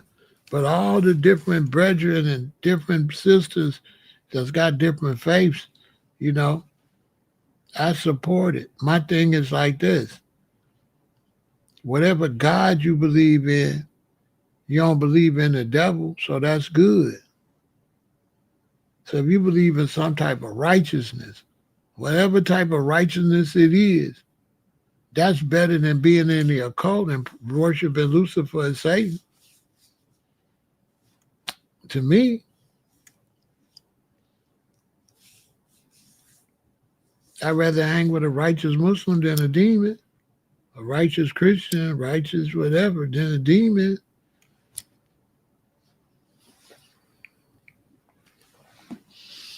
But that ain't all my business, you know one thing? One thing I don't do, I don't get outside my body.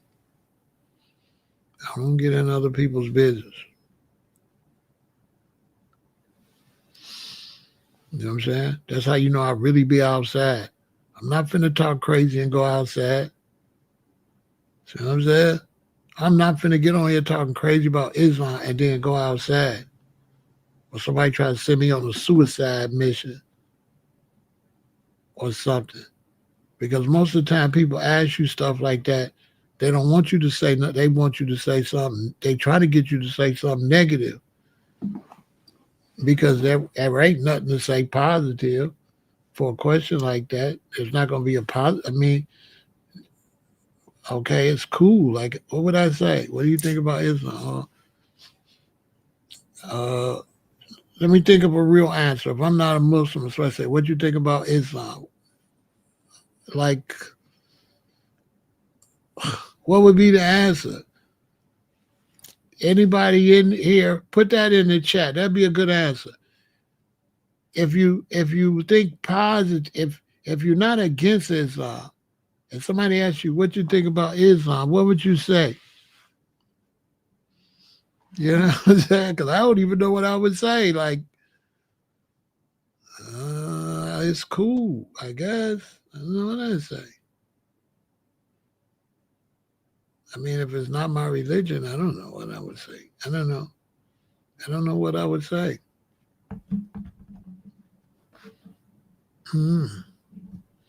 Like, ask me something I can answer. Like, you know what I mean?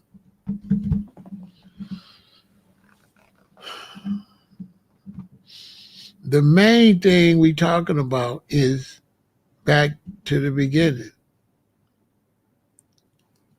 Boycotting the African businesses. And some people feel like you need to be showing unity. Listen, the African businesses should be showing unity. Don't have brothers or don't have sisters come from Africa show a lack of respect, show a lack of dignity, a lack of good customer service. And then black women start saying, you ain't treating them right, they don't want to go there no more. And then I say, don't support it. Don't come to me telling me to unite. You're supposed to tell the African businesses to unite. Because if the African businesses was pushing unity, would nobody be calling for no boycott? And this is what's phony many times. This is why black people can't get their self together. Because if black women tell you they get mistreated at African businesses, then everybody's supposed to jump on African businesses' neck and tell them to get it together. Other than that, this don't make no sense. Everybody's supposed to be saying, oh, for real? They not treating the customers right? Oh, we own that. No. you given a pass to not do good business in the black community. You given a pass to Africans to come into the land of a different group of black people and not treat them well.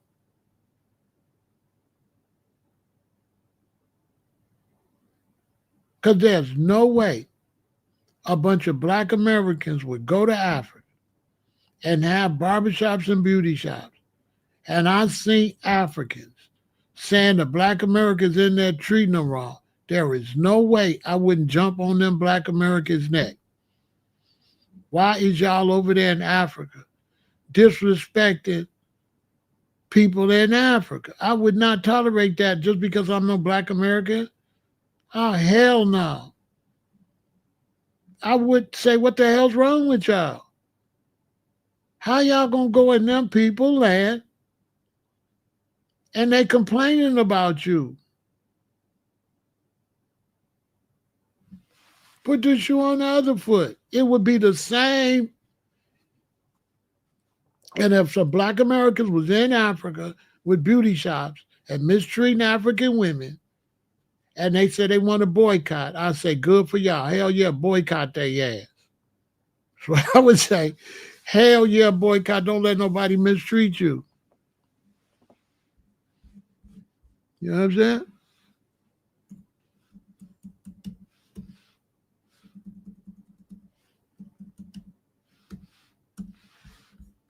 That's what I would say.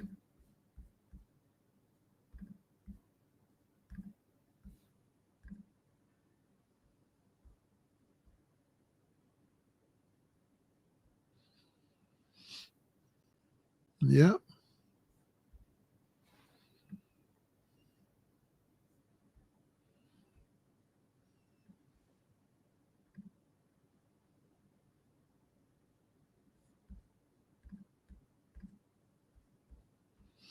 Yeah, that's what I would say. Straight up. I wouldn't condone that behavior.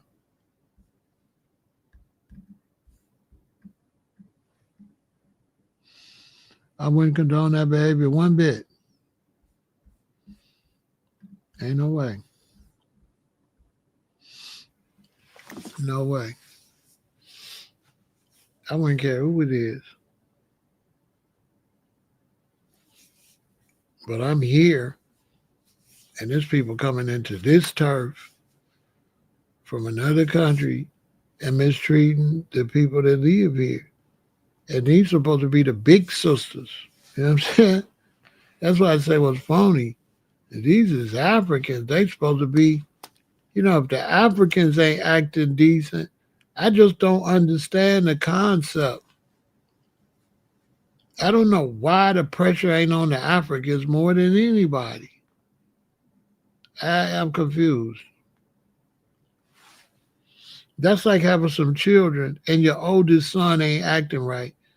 And you come down on everybody except the oldest. And the oldest the one setting the example. And they want to keep talking about Africa's the motherland, but you don't never really put no pressure on Africa to behave itself. You just worship Africa.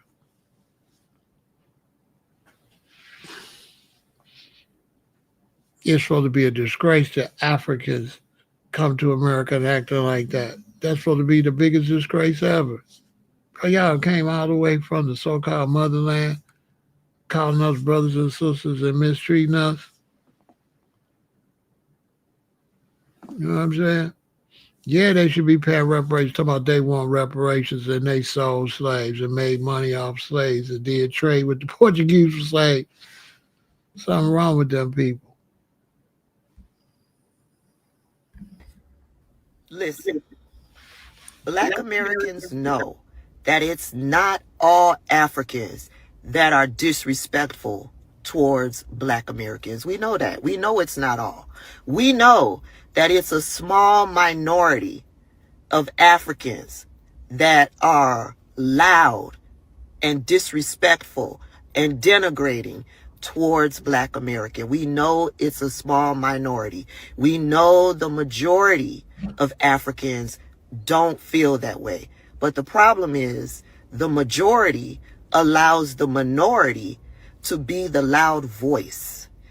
The majority allows the minority to be their representation. The majority allows the minority to continue with the denigration and the disrespect. And the majority does not step in to call in their minority. So if you are allowing the small portion of your continent to be loud and be disrespectful and denigrating, they become your voice. They become your representation. And if you aren't loud in combating that, then that tells us, your silence tells us that you are in agreement. We know it's not all Africans. We know it's not all Africans. It's time for the majority to shut down the minority. And y'all can say what y'all want, but y'all going up in these African shops and getting cussed out and getting played in and getting brazen and big in the middle and little around the edges.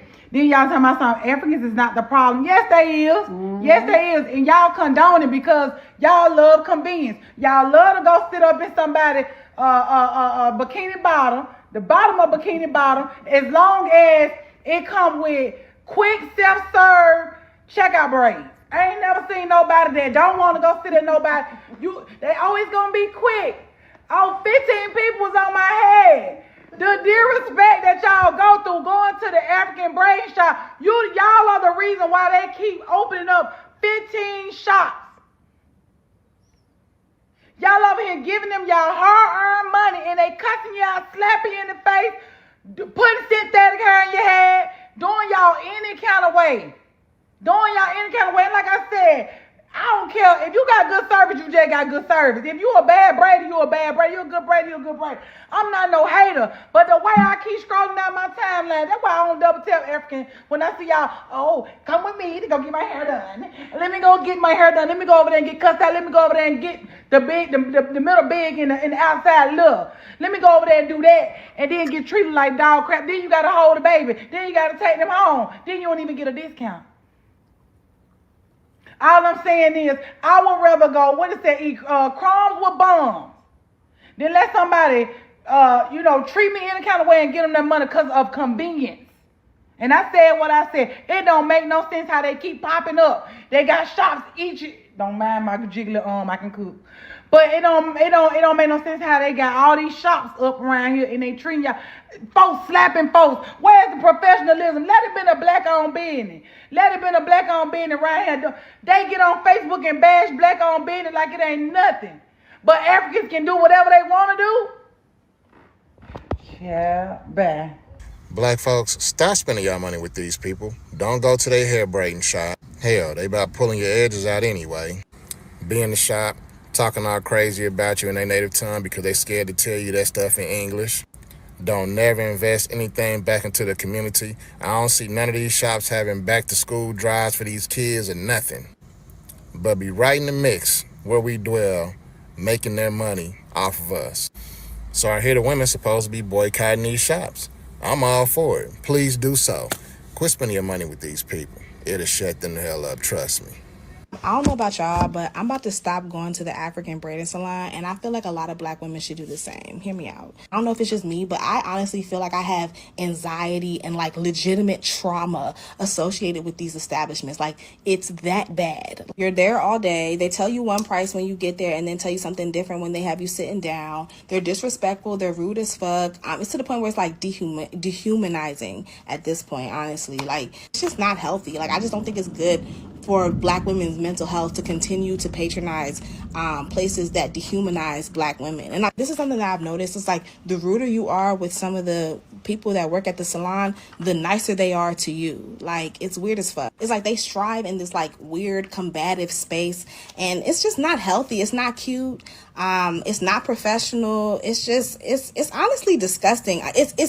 I wouldn't even describe it as ghetto. Like, me calling it ghetto is actually an insult to ghetto people, because I know ghetto people who still conduct themselves with a certain level of professionalism. So it's beneath the ghetto. That's how bad it is. But yeah, y'all got it. I'm done supporting these businesses. I just don't think it's worth the time. I don't think it's worth the stress. If you know any African braiding salons in the Philly area, or in any area for that matter, that showcase just a certain level of professionalism, please comment below. I would love to support them. You know, we love to circulate the black dollar. But what I'm not about to do is support businesses that foster an unsafe environment for black women and for our mental health. Okay? Yeah, I will not be supporting these businesses that disrespect black women. I don't give a fuck if you're Asian owned, black owned, African owned. I don't give a fuck. If you disrespect the black women, you will not be getting my money. Don't forget, ladies, August 1st, we boycotting them braiders. I understand you women like to go get your hair done in 4-5 hours. Okay. But if we don't stand for nothing, we gonna fall. Like, man, we gonna fall for anything. You hear all these Africans online talking about we need them. We black. We don't need a motherfucking body. Y'all understand us? We don't need them. Y'all keep forgetting y'all on our land. This is our land. We didn't come from no motherfucking Africa. And when black people realize that and do their genealogy, you realize that we from Africa bullshit they tried to sell us. No, no, no. Look at my eyes. We're not from Africa, guys. We're from this planet. We are in the motherland. You feel me? We are foundational black Americans. All the rest of the people that they call black, they're not us. Sorry. So I've been seeing a lot of videos, want to know why is the August 1st boycott of African businesses happening. So I've prepared a few snippets for you to watch. Follow along. You black Americans, you feel so entitled. Over what? The next right. Lazy ass motherfuckers. Yes, you guys don't like black Americans at all. You guys just say bad things about them. They're criminals. They're from slavery. They are not from Africa. They don't know their home. Oh. I don't think Africans should be... And on with the negativity. So yes, we will be supporting. I will be talking about this all weekend, getting this, we have to get this done. We have to get some straightening. We have to get this done. We have to get that straight. We cannot spend our money right there with people disrespecting us. We don't do that with anybody. If we, white restaurants, we go in there. If we see a video where you disrespecting black people in a restaurant, we don't go there anymore. We boycott. We write the owners of the restaurant. We get you fired. We get you fired, and you're not gonna get away with it just because you're black. You know, I'm not sure what's going on, but I know it's not smart to have that level of disrespect in a country like that. You know what I'm saying? So that's what it is. Thank you for watching. And make sure you get out there and boycott too. Let people know they got to be respectful. And this boycott, if you make it strong, it'll make other people act the same way. The Koreans, the Asians, the whites, and black Americans. When they see that people will go live and start complaining about their service, then there'll be a problem. Now, some people say, well, why is it the African braid shop? Because they've been having so many complaints. That's why it's Africans. It's not Africans because of one store or one situation. Africans have been very disrespectful in this country. Very. And they come to this country and they have some type of negative idea about us. And they just really don't like us and they be here. It's just crazy. You know what I'm saying? Almost like they want to be our competitors or something. I don't know what kind of sick stuff it is, but I do know it comes from Africa. And I do know they do that in Africa. So in Africa, xenophobia is big. In Africa, they hate each other. They hate each other. All the countries hate each other. That's why we had that big problem in South Africa with the Ghanaians and the Nigerians in South Africa mistreating the blacks in South Africa. This is a problem that they have in their own continent. Africa is horrible. They don't like each other at all. Tribalism is like, that's just what they do. They don't like each other. They don't like each other. Xenophobia is something else down there. It went really bad in South Africa about 3-4 years ago. It went haywire because the Nigerians and the Ghanaians went to South Africa disrespecting the South Africans. This is just a problem in Africa. I don't know what's wrong with them, but it's almost like Africans ain't civil. That's what it seems like. That's the image they put out the world, like they don't live in civil societies. That's why I never wanted to go to Africa. I never went to Africa because I didn't want to be bothered with that. Coming up in America, being bothered with racism, man, you don't want to go and get the same kind of bad stuff from black people. That's asking a little too much. You're already dealing with racism. You know what I'm saying? You're going live in Brixton, reparations demand. Now, yeah, y'all, if you push, I'm going to have to go check that out. Oh, hold on a minute.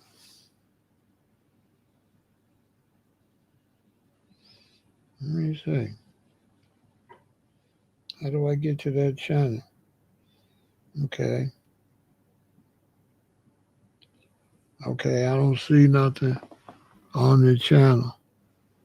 I don't see nothing on the channel, Xavier. It say the channel don't have no content. So where we supposed to check it out at, bro? Definitely to all my people in Brixton.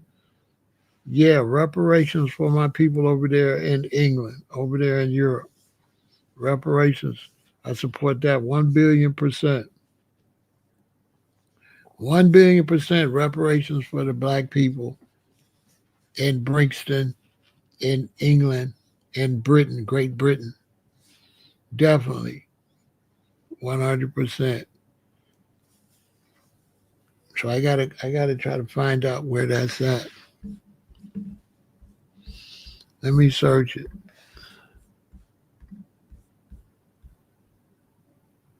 Brixton reparation. That's a good thing, man. I'm glad y'all doing that.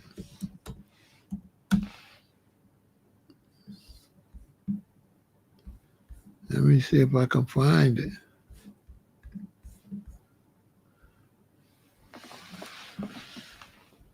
African Reparations Day.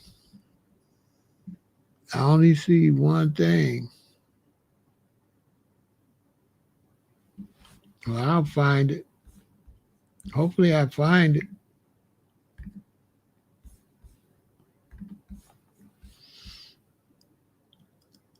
On your Facebook? Oh, okay. Hold on.